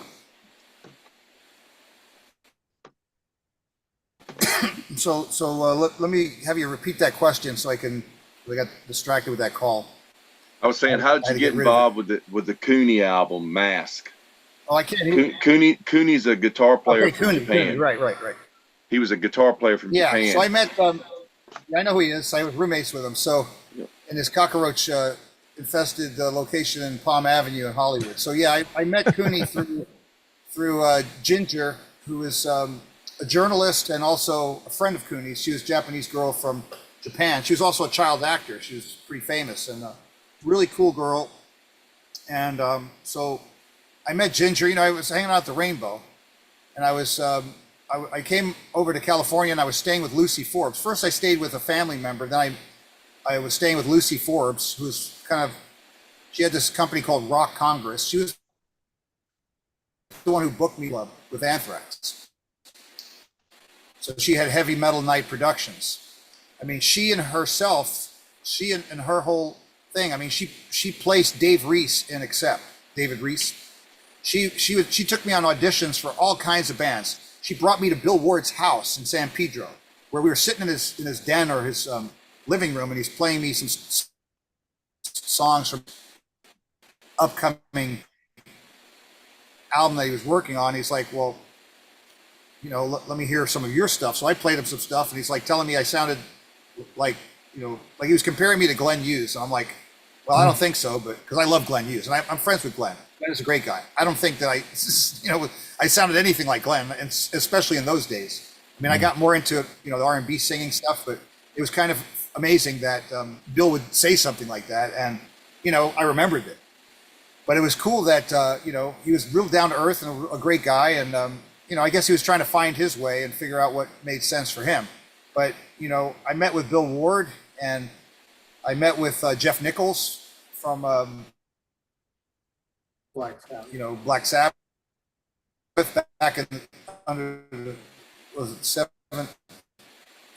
seventh Star time frame. So shakeups, you had Glenn Hughes, and you had Jeff Fenholt, you had Ray Gillen, a lot of people that were coming through, and I would have loved to have had the opportunity. I don't know if I would have been ready for it at that moment, because that's a huge opportunity that one would have. I never got in front of Tony Iommi or got my music in front of him, but hey, I guess meeting with Jeff Nichols means something, right? But I think I was probably more too thrashed than I was the kind of singer they might have thought I was. But I do sing all that. I do sing all that Black Sabbath and Dio and Ozzy stuff, and Ray Gillen and Glenn Hughes stuff. But anyway, but Lucy Forbes, she was the one who took me to all these places, and she took me on a bunch of auditions and introduced me to a bunch of people. And she really needs a book about her, because I jam with Legs Diamond. I met Kurt James because of her, who was singing with Willie Bass at the time, Black Sheep. And, I was in all kinds of places. She knew everybody, and she was involved with all kinds of different bands. She really was putting people together, and it was kind of like, she called herself the headhunter to the stars kind of thing. And she really was. She was really, matching people up. And I actually went on an audition because of Lucy. And I remember it to this day. It was in 1985, or it might have been 85 or 6. But it was for the band Driver.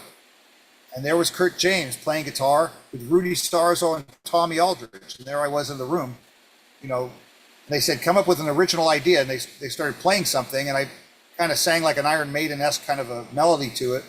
And maybe it wasn't the right thing, but I thought it sounded pretty good, and Kurt did. So I didn't get the gig, but it was cool to play with Rudy and Tommy the first time in 1986, I think it was. But I mean, again, Lucy Forbes, she's the one who put me on that path to have that opportunity. So yeah, California definitely had opportunities. The one consistent thing that was a problem for me that I saw is I was like at least 10 years younger.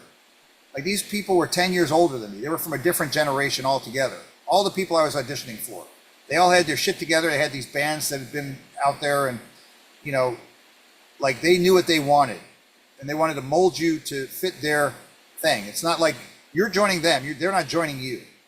So that was my problem. It's like I wanted to bring what I could bring to the table, but they wanted to mold me or tell me how it's going to be and tell me how to do things. And I played with Claude Schnell, as I mentioned, for 4 years. I did everything Claude told me to do. So I have no problem taking directions, taking orders, here's how you sing it. You know, if you're paying, then I'm playing. You know, you want me to sing this way, I'll sing it that way.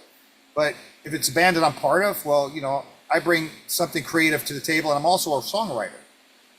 I mean, I also write songs, so I'm not just a singer. I mean, I can write songs and not even sing on them. Yeah, I write songs. So, I mean, it's more than just the one part. But for me, I rather put my efforts into one thing. And you know, back then I was learning, and that's why I put together my solo bands during those times, because it just made sense for me to, you know, go in a direction where I can have more artistic input, because some of these things were like, you know, wear a clown outfit and just fucking be a clown, you know, like fuck that, you know, I don't need, you know, that's just not for me, you know. I don't want to wear, you know, I don't want to wear like some what is it, a zoot suit and fucking and be MC Hammer, you know, like that's not what I do, you know. So I don't want to try to. Yeah, it's just. You want to be you. You want to be bizarre, Neil Turbin. you know, like why am I? Like, why did I come out to California? Yeah, exactly. Yeah, what did I come out to California for? To go join up and be like a Muppet, you know, with these fucking Muppets, right? Yeah. Somebody in the chat here wants to know, what do you think about Dan Lilker rejoining with Anthrax for a while in their South African shows? Yeah. Have you talked to him at all ever since you left? I'm sorry? Have you talked with him at all? Have you ever spoken to him? He was never my friend in the first place. Oh, no? Oh, okay. He was, he, you know, some people, they seem like they're wonderful on the outside until you find out what's on the inside. And, you know, he was never nice to me, never a friend, never, you know, there was never any warm and fuzzies. And, you know, I always wondered, why didn't we hang out back in Bayside? Why didn't we go hang out, like have a few beers, get together, hang out, you know? But that's not who he was. You know, he wasn't interested in that. Yeah. Actually, in the old days, the very old days, the very beginning, I actually did hang out with Scott. I actually went to like Great Adventure Amusement Park with him and his girlfriend. I mean, I hung out a few times. We went to the Village. I mean, there was a few times we hung out. I did go with him, and we drove to, you know, Johnny Z's, the flea market, which was rock and roll heaven in the beginning. So, you know, we did those kind of things. But then it became more like, it wasn't about fun. It was about business. You know, it was about like, there was a purpose for it. It wasn't just like, let's go have some fun. And then I stopped being included in many of these meetings. So, you know, I was excluded. Yeah. So that seems to be the MO. So that is what some people think like. They're thinking from a place of their ego, and they think, well, how does it make me look? Well, I want to exclude this guy. It's like, why do pretty girls get excluded from high school parties? Well, I don't want that guy to take my, you know, I don't want them meeting this girl because she's too pretty. We can't have her here. And, you know, they didn't like the fact that I was a singer. I mean, it sounds strange, but they didn't like the fact that I, you know, like I think certain people in the band wanted to be the singer, not for the singing part of it, but they wanted to have control, you know, and they wanted to be the person that gets a pat on the back. But I don't care about a pat on the back. I never did, and I still don't. You know, I'm not there for that. I don't give a shit. People like it, they can like it, and if they lump it, then fuck it. You know, I don't care. Yeah. I mean, I'm there this is the way I sing, this is the way I write, and this is the way I do what I do. And it's like, you know, again, I'm not going to try to bark like a cat or meow like a dog. You know, like cats are cats, dogs are dogs, and people are people. And individuals, you know, certain singers sound like they sound like. I mean, you're never going to get another Bon Scott. You're going to get people that try to sound like him, but they're not him. Yeah. You know, and there's people that might be close, you know, and although nowadays the barking like a dog and meowing like a cat might actually work out. You know what? World, I think nowadays anything fucking goes. It's out of control. Like YouTube sensation. You got maniacs in this world now. I had one more question for you, Neil. Yeah. So this came out about 2003, your solo album on Metal Mayhem. Oh yeah. Yeah. So it was was it ThreatCon Delta was the title of it. Yeah, there's some good tracks on there, and it's a lot of guest appearances on this one. You recorded that over several years.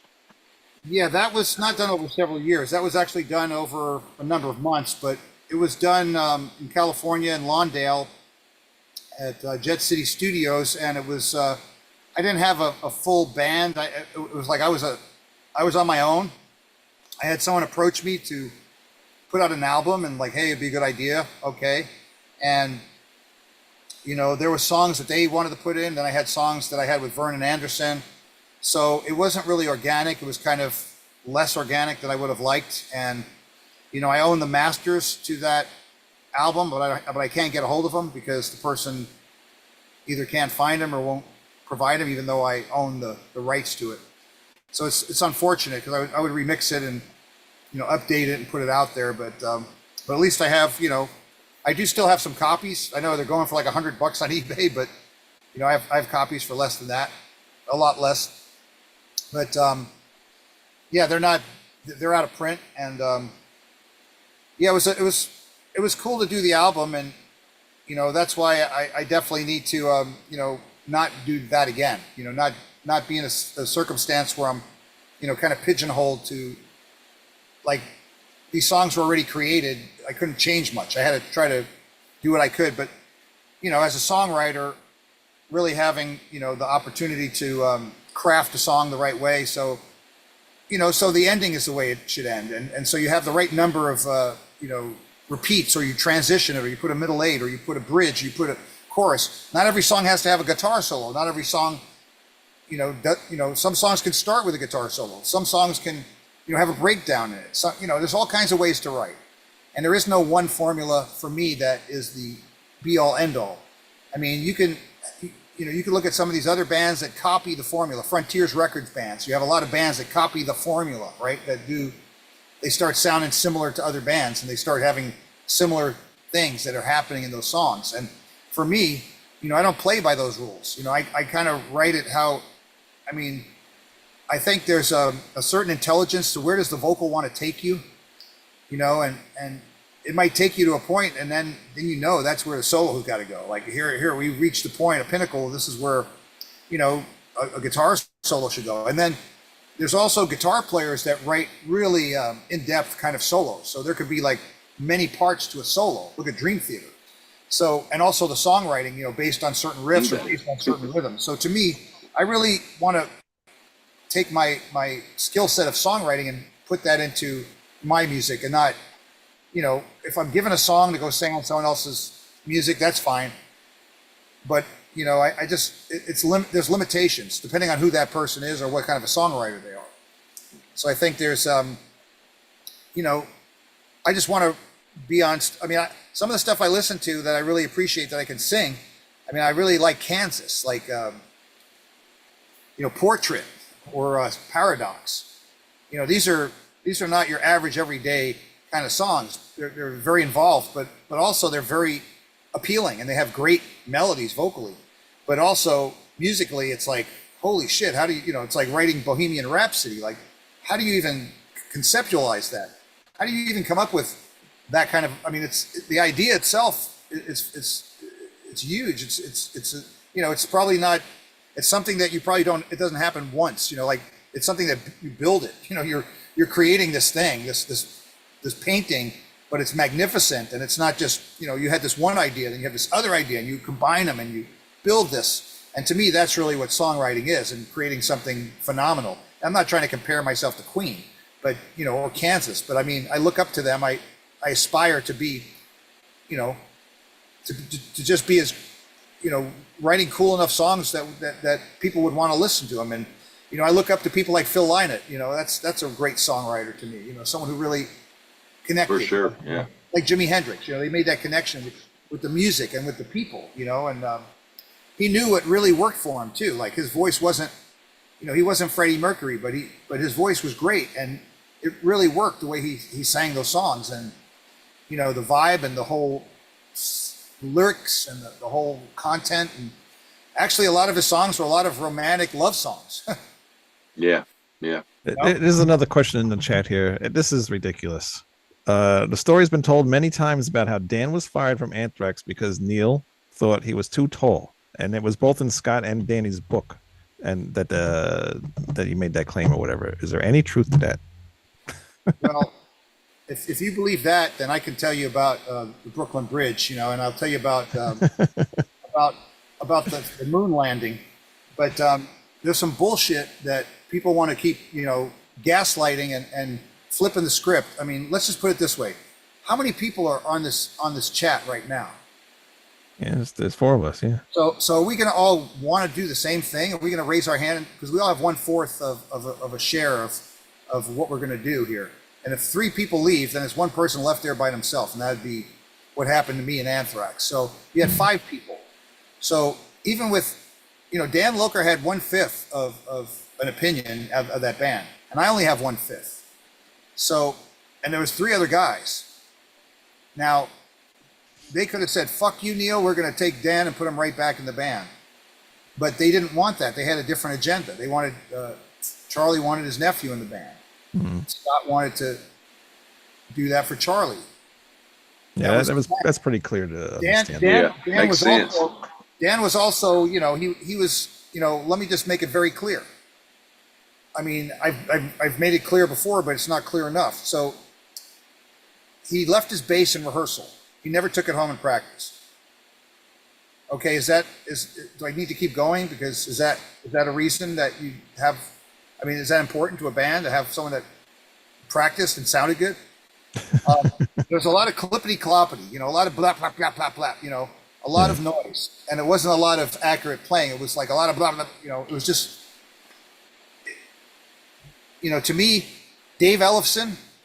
What a phenomenal bass player that understands thrash metal and understands, not making a lot of noise in the bass. He's very active and he plays really well. You don't have a lot of blah blah blah blah blah blah. Well, not on the bass, but yeah. But let me tell you about a program. Let me tell you guys about something, and everybody watching this or listening. Okay, there's this program. It's called Moises, MOISES. You ever hear of it? Yep, I use it. Yep.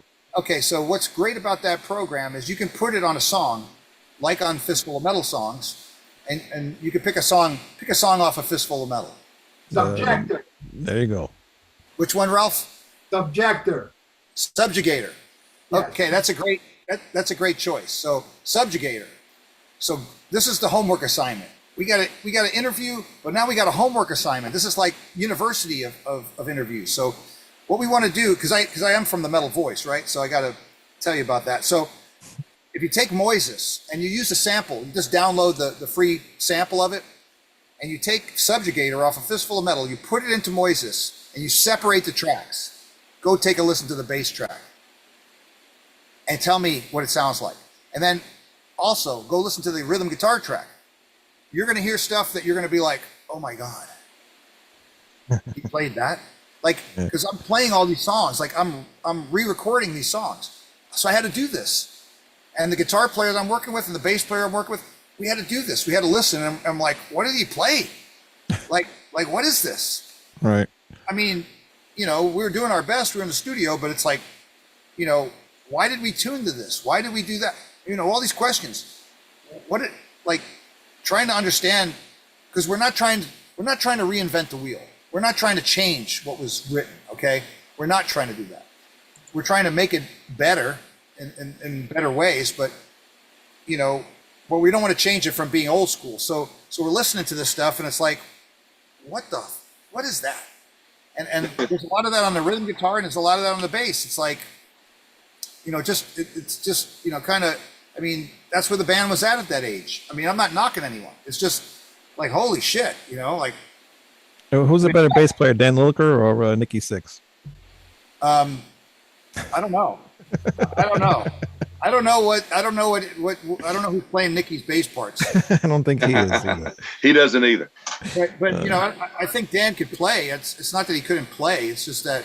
And he's probably got better over the years too. Yeah, there's everybody. Yeah, it's just everybody was young, and then putting all that noise together just sounds awesome. You know, just happens to sound good. You know, how was it working on that with Carl Kennedy? How was working on that album? You know, working with Carl.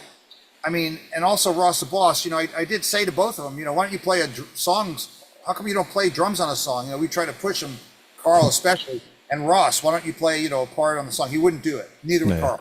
Neither one of them would you know, play. And I get it. You know, it's like, let us do it. And they're the producer. That makes sense. And in hindsight, it probably makes more sense that they didn't play. Because what happens is you change the sound. Imagine if Carl Kennedy drums on Fistful of Metal. That would change the sound of the drums. I mean, he's a great drummer, but, you know, Carl plays a certain way, I would say. Yeah. You know, you recognize his drumming. He's definitely, you know, a individual, you know, like he's got his own sound. And great. But I think that, working with Carl, I think as a producer at that stage of the game, you know, I don't really think that... I think we didn't have a strong producer in terms of someone who came in there and changed stuff. And I mean, I worked with Alan Holsworth on an album I was working with. You know, he did the same thing. It was like, he wasn't trying to be like a Bob Rock or, you know, like a John Mutt Lang. Like, here's how we want to do the guitars. Here's how we want to do the vocals. Here's how we want to do the Def Leppard album. You know, these guys, they understand how to get a certain sound. We didn't have that with Carl. Carl, you know, wanted to get a good sound, and he was overseeing it, but he wasn't really trying to change, like, hey, let's rewrite this part. It's not working. That's what a real producer, in my opinion, does. Like, hey, this part, there's something about it that just ain't right. Well, Carl, we don't have $1 billion to go stay in the studio for a year and a half, so we have to, you know, because that's the other part of it. So, but that's not what happened with Carl. Carl wanted it to sound good. And he oversaw it, and he made it sound good. We thought, and to me, in my ears, you know, and also there was an engineer. Carl wasn't the guy doing the engineer mixing. He was there overseeing it. So there was another guy there. So also you're dealing with the technology, the transfer of the technology from tape to you know, smaller tape at that time, and then eventually to a disc, pressing it, and then it gets mastered. So there's a bunch of effects and things that get added, reverb and so forth, room sound. But I would say we have the best sounding dumpster sound ever. It sounds like it was recorded in a freaking dumpster. So I don't think there's any album that sounds more like a dumpster than, I mean, the drums sound like they were recorded in a dumpster. I don't know where the guitars are in, like you can almost hear them. The guitars, I mean, the drums sound like, it's like, I mean, some of it sounds like a dumpster. I don't know. Am I imagining this? It sounds good to me. I like that. I like I feel that. like I was singing in a dumpster. Yeah. Natural reverb. And when we got to that studio up in Ithaca, New York, we went to they took us to the room, like, to show us around. They're showing us the studio. So we get to the tape room where they have all the master tapes. So I'm looking up at this wooden, you know, thing that's holding these racks that are holding these master tapes, these giant Ampex reels, 256, you know, golden masters. So I'm looking at these racks, fucking Ted Nugent and the Amboy Dukes. Take a look on YouTube. Go see when Ted Nugent put out these albums, and Ted Nugent, like 1970s, like 1974 or something, like holy shit, 75, like holy shit.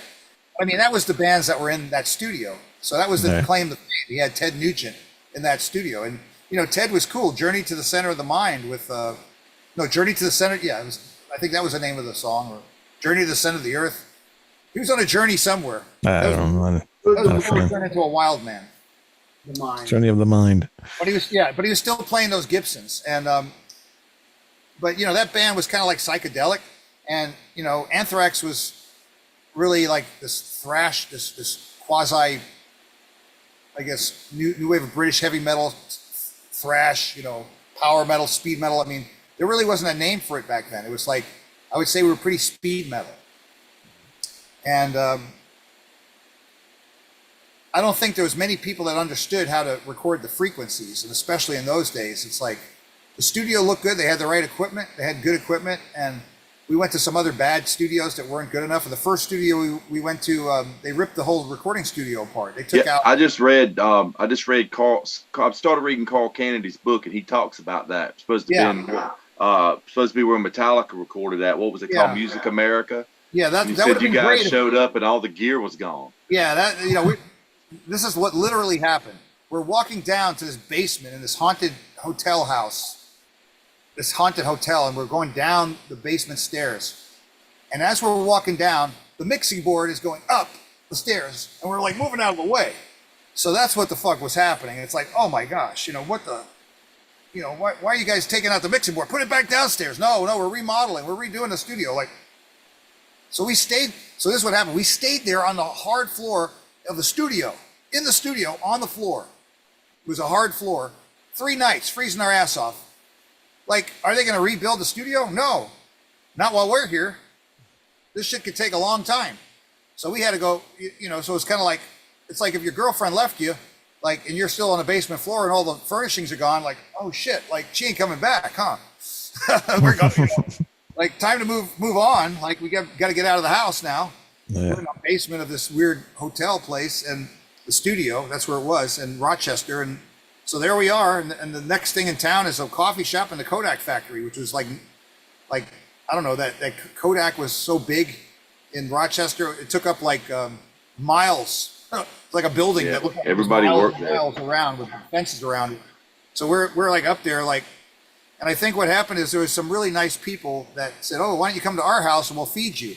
So we didn't have money, and we're up there, and it was, the times of Megaforce where there was no funding, so someone fed us. We went to someone's house to go eat. That was nice. And then, 3 days later, and then we were living at the coffee shop across the street, but they were only open for a certain amount of time, and they were closed at night, so we couldn't go there for dinner. It was a real coffee shop like the old days. And then, so then we ended up going to Elmira. And I'm like, Elmira, and this place was like some small recording studio, it was not on the level for what we needed. And I think Carl was there. Carl met us there or something. And that place was not the right place. And it was also near the state prison. So this ain't, we were looking at each other in the band. I remember that. And this place ain't happening. We got to get the fuck out of here. So then we went to Ithaca. And this place was like the Cadillac. This place had, expensive equipment. It had a nice room. It was a nice studio compared to the other place. We didn't really get to see the first studio. They didn't have any equipment except for a bare floor. But Ithaca was nice, and we got to that studio, and they had a 24 track, and we needed that. And in fact, we probably needed more than that. We needed more time as well. But, it is that's the way it went. And like you said, Carl's got it in his book, so I don't need to talk much about that. But it was certainly we felt like we were getting in over our head with the money at that point. We knew it was going to be expensive at Ithaca, and yeah, Johnny C had to he already was going to spend the money at Music America, what he thought, and it became more expensive keeping us up there, and then more expensive. Okay, now we got to send you to Ithaca in the real studio. Now it's going to cost a lot more money. So he had to drive up, and he had to come there and meet us there, and put a deposit down, and it was one of those things. There's a big investment for him. He's going to have to mortgage his, get a second mortgage on his house and go and sell the kids at the flea market or something, get them to sell lemonade or something. It was one of those kind of things where this is expensive, and for us in the band, we didn't have any money. It's oh shit, how are we going to make this happen? We want to be in the studio, but can it be done? And we were like, Alex, please, make this deal happen. We were hoping, it could have gone the other way, but it happened. And, and what you heard cost that much money. It was a bunch of money. Yeah. That's just, but Metallica's album, it didn't sound like theirs was recorded in a dumpster. No. It did all right. Metallica did okay on that one. It was recorded in the bathroom. What did you think of the re-recording of Fistful of Metal? Fistful of Metal live. You know, the reason No, that's no. The Greater of Two Evils, the Anthrax. oh, is that a re-recording? Yeah. With John Bush. I thought, well, they've redone songs with Joey, and Yeah. they've redone them with Bush. Well, they redid the whole entire album. So No, they didn't do the whole album. It was it just wasn't the whole album. I thought it was the selected whole album. songs. Oh, it's like this. All right. Yeah. But I think they did about they 5 ruined songs, Death Rider. They ruined Death Rider in that Yeah, that they- re-recording. I'm surprised they didn't do. I'm surprised they didn't do it with Dan Nelson too. Same. The Death Rider. Lost opportunity there. They made Death Rider like new metal. It was Yeah, like, it was like it was like slow and chuggy.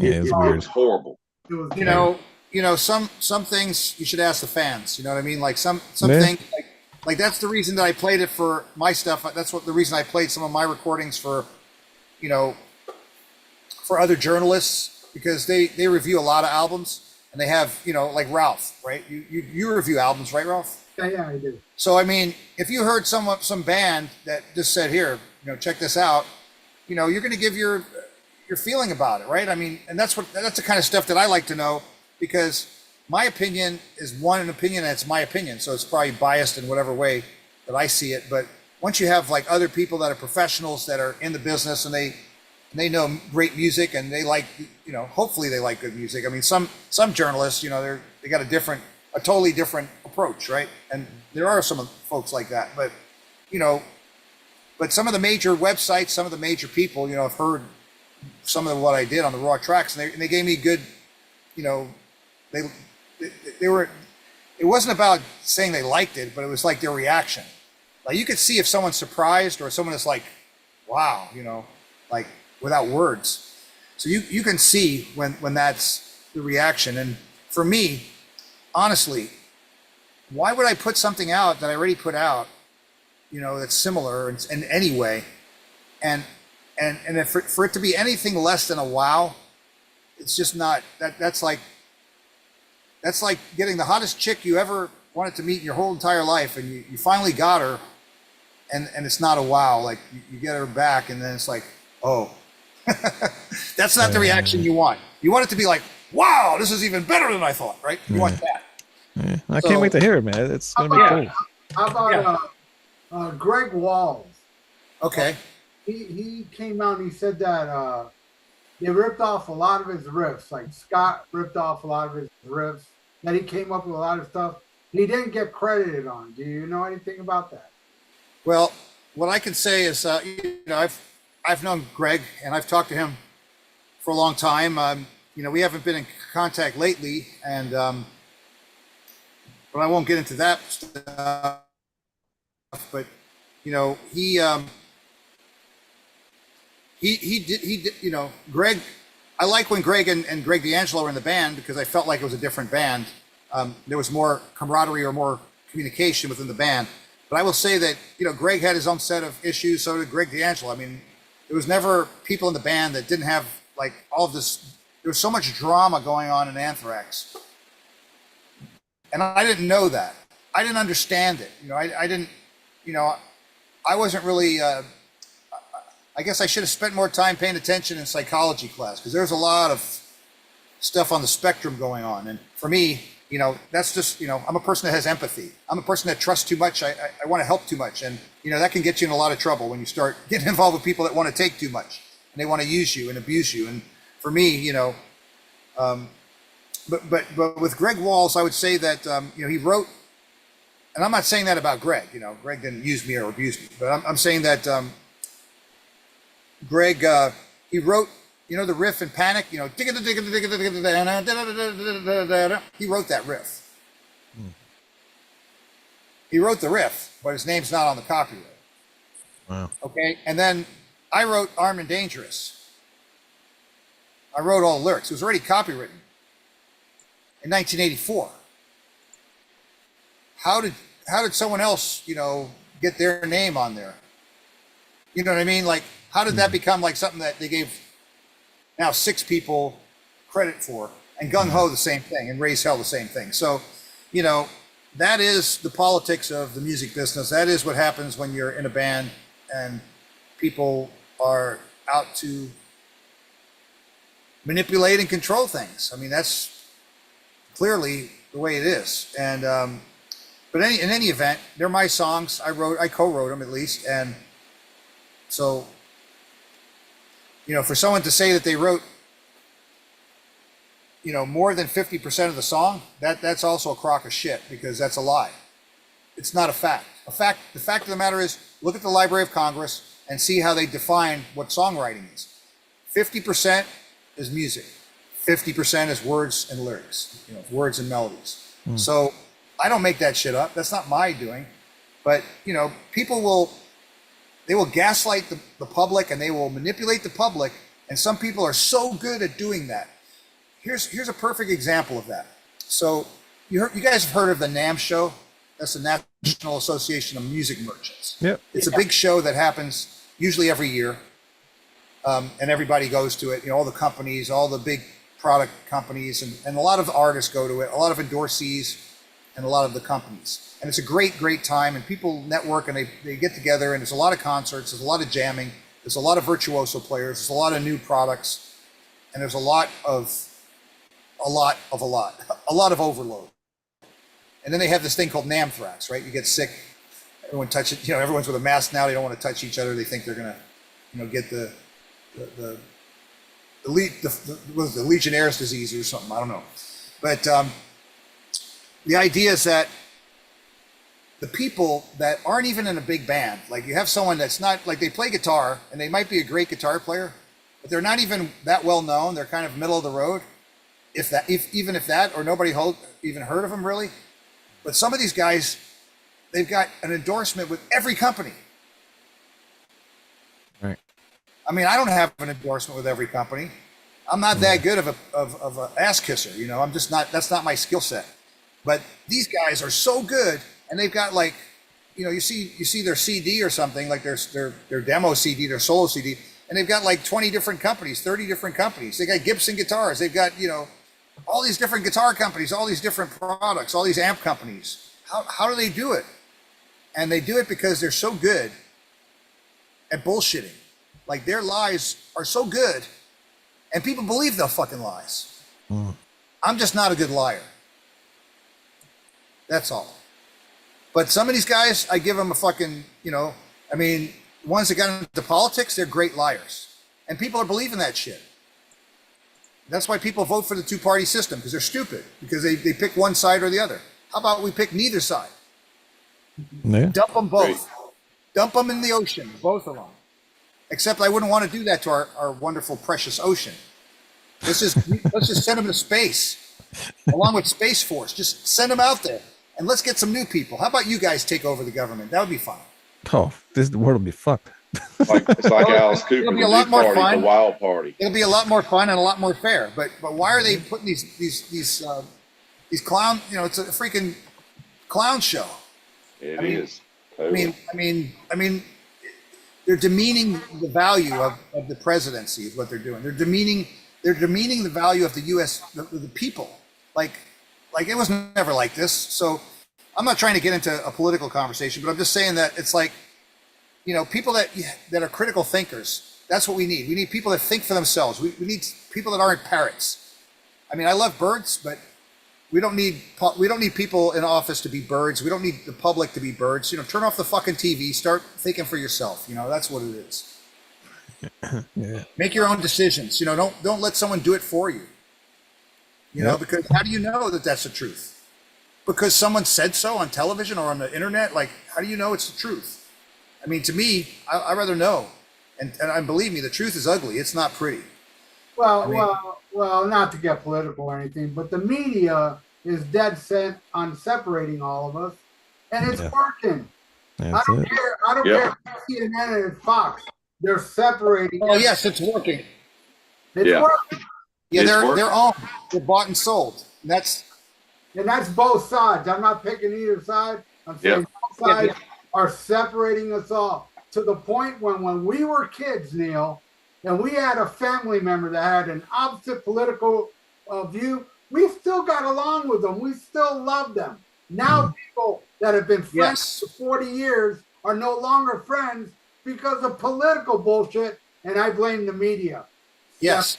Yes. too. Well, without getting into the depth of it, yeah, the media and who and the controllers of the media, you have to look at that. And the controllers of the media are a three-letter agency that controls them because they're bought and sold. And then you have to look beyond that and say, well, who controls the three-letter agency? Because that's also a factor as well. So believe me, it's a rabbit hole. And yeah, it's not a conspiracy, and it's not like it's just doing the fucking research. Like, people are so lazy; they just believe that, the evolution theory in school. School, they told us in school, so they remember what their parents told them, what some teacher told them in school. Well, guess what school was? It wasn't school.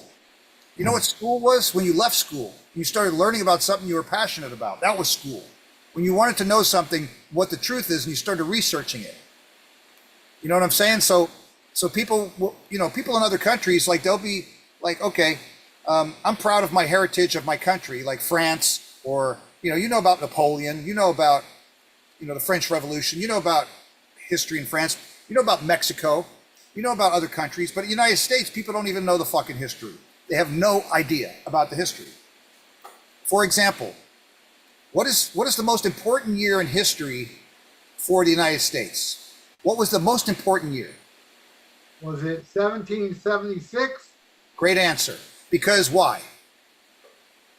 Because of what our forefathers did at the time. Because that's when we were founded. Yeah. I mean, would we agree or disagree? Yeah. Is that a fact, or is that just a possibility? That's what's been taught. Okay, so the point of my bringing this up is 1776. What year did Washington take office? Was it a year later? I'm not sure. Anybody? Not a history major. You're a history major? I'm not. You're not. That's fair. And I think most people are not. And I think that most people are unaware that George Washington took office in 1789. Ooh, long time after. So if you have half a brain, you might say, well, who in the hell was the president in 1776? Right? Right. I mean, is that a reasonable question, or is that a conspiracy theory? They don't teach about none of those people. 13 years later. Is that a conspiracy theory to ask that question? So you have to understand who George Washington was, and then you have to understand, well, wait a second, who are the other presidents? First U.S. president was not George. Well, the first president of the Continental Congress, these were the states' rights, and these were the colonies, the 13 colonies. John Hanson was the first president. You had 9 preceding Washington. Why am I telling you this? Because it's different than what they taught us all in school, right? Yeah. So totally. That's why we have to understand, like, let's go look it up and let's go understand it. And the same thing for band history. It's like, well, I'm still learning stuff about how some of these bands came together. Like some of the things that are interesting is like the Eagles. That's a really interesting band because there's people that left the band and there's people that joined the band, and there was conflicts, and there was how they came together and how it all kind of happened. So, and they're very successful. But I mean, it's interesting to understand like some of the backstory of how this kind of went down. And I mean, they were very talented, and they had a lot of good films. Right place, right time. Timing was also a factor. I think Anthrax, the timing was good for the sound, and also with the right people like John Zazula and Marshall Zazula. But sure. I mean, there's a lot of. I mean, when I was in the band, we did all the hard work.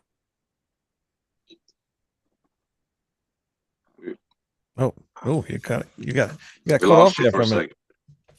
Yeah, that might have been a power thing or something. Probably need some new batteries somewhere. Nope, they heard you talking about politics. They're shutting you down. Yeah, nothing surprises me. It could be, but it's not really politics. I mean, it's just before you go and believe something, at least let's be sure that it's the truth. But our problem is today we have people that believe stuff, and the poor children that are seeking knowledge and seeking music and seeking the world today. They can only look to the people before them, and if they're being fed a bunch of lies and deception because we were deceived before them, and we're just parroting garbage. But I remember before the internet and before all this, where you had to look up in the Encyclopedia Britannica or the World Book Encyclopedia, you had to look stuff up. And well, maybe that was true and maybe it wasn't. Who printed that? But we can keep going back and take it back to the Bible and like who printed that and what they leave out. So it's like, yeah, you keep going. But for music history, at least we have a finite universe of things that happened. So we don't, it's not really a conversation in music. I mean, it's an opinion, right? People's opinions.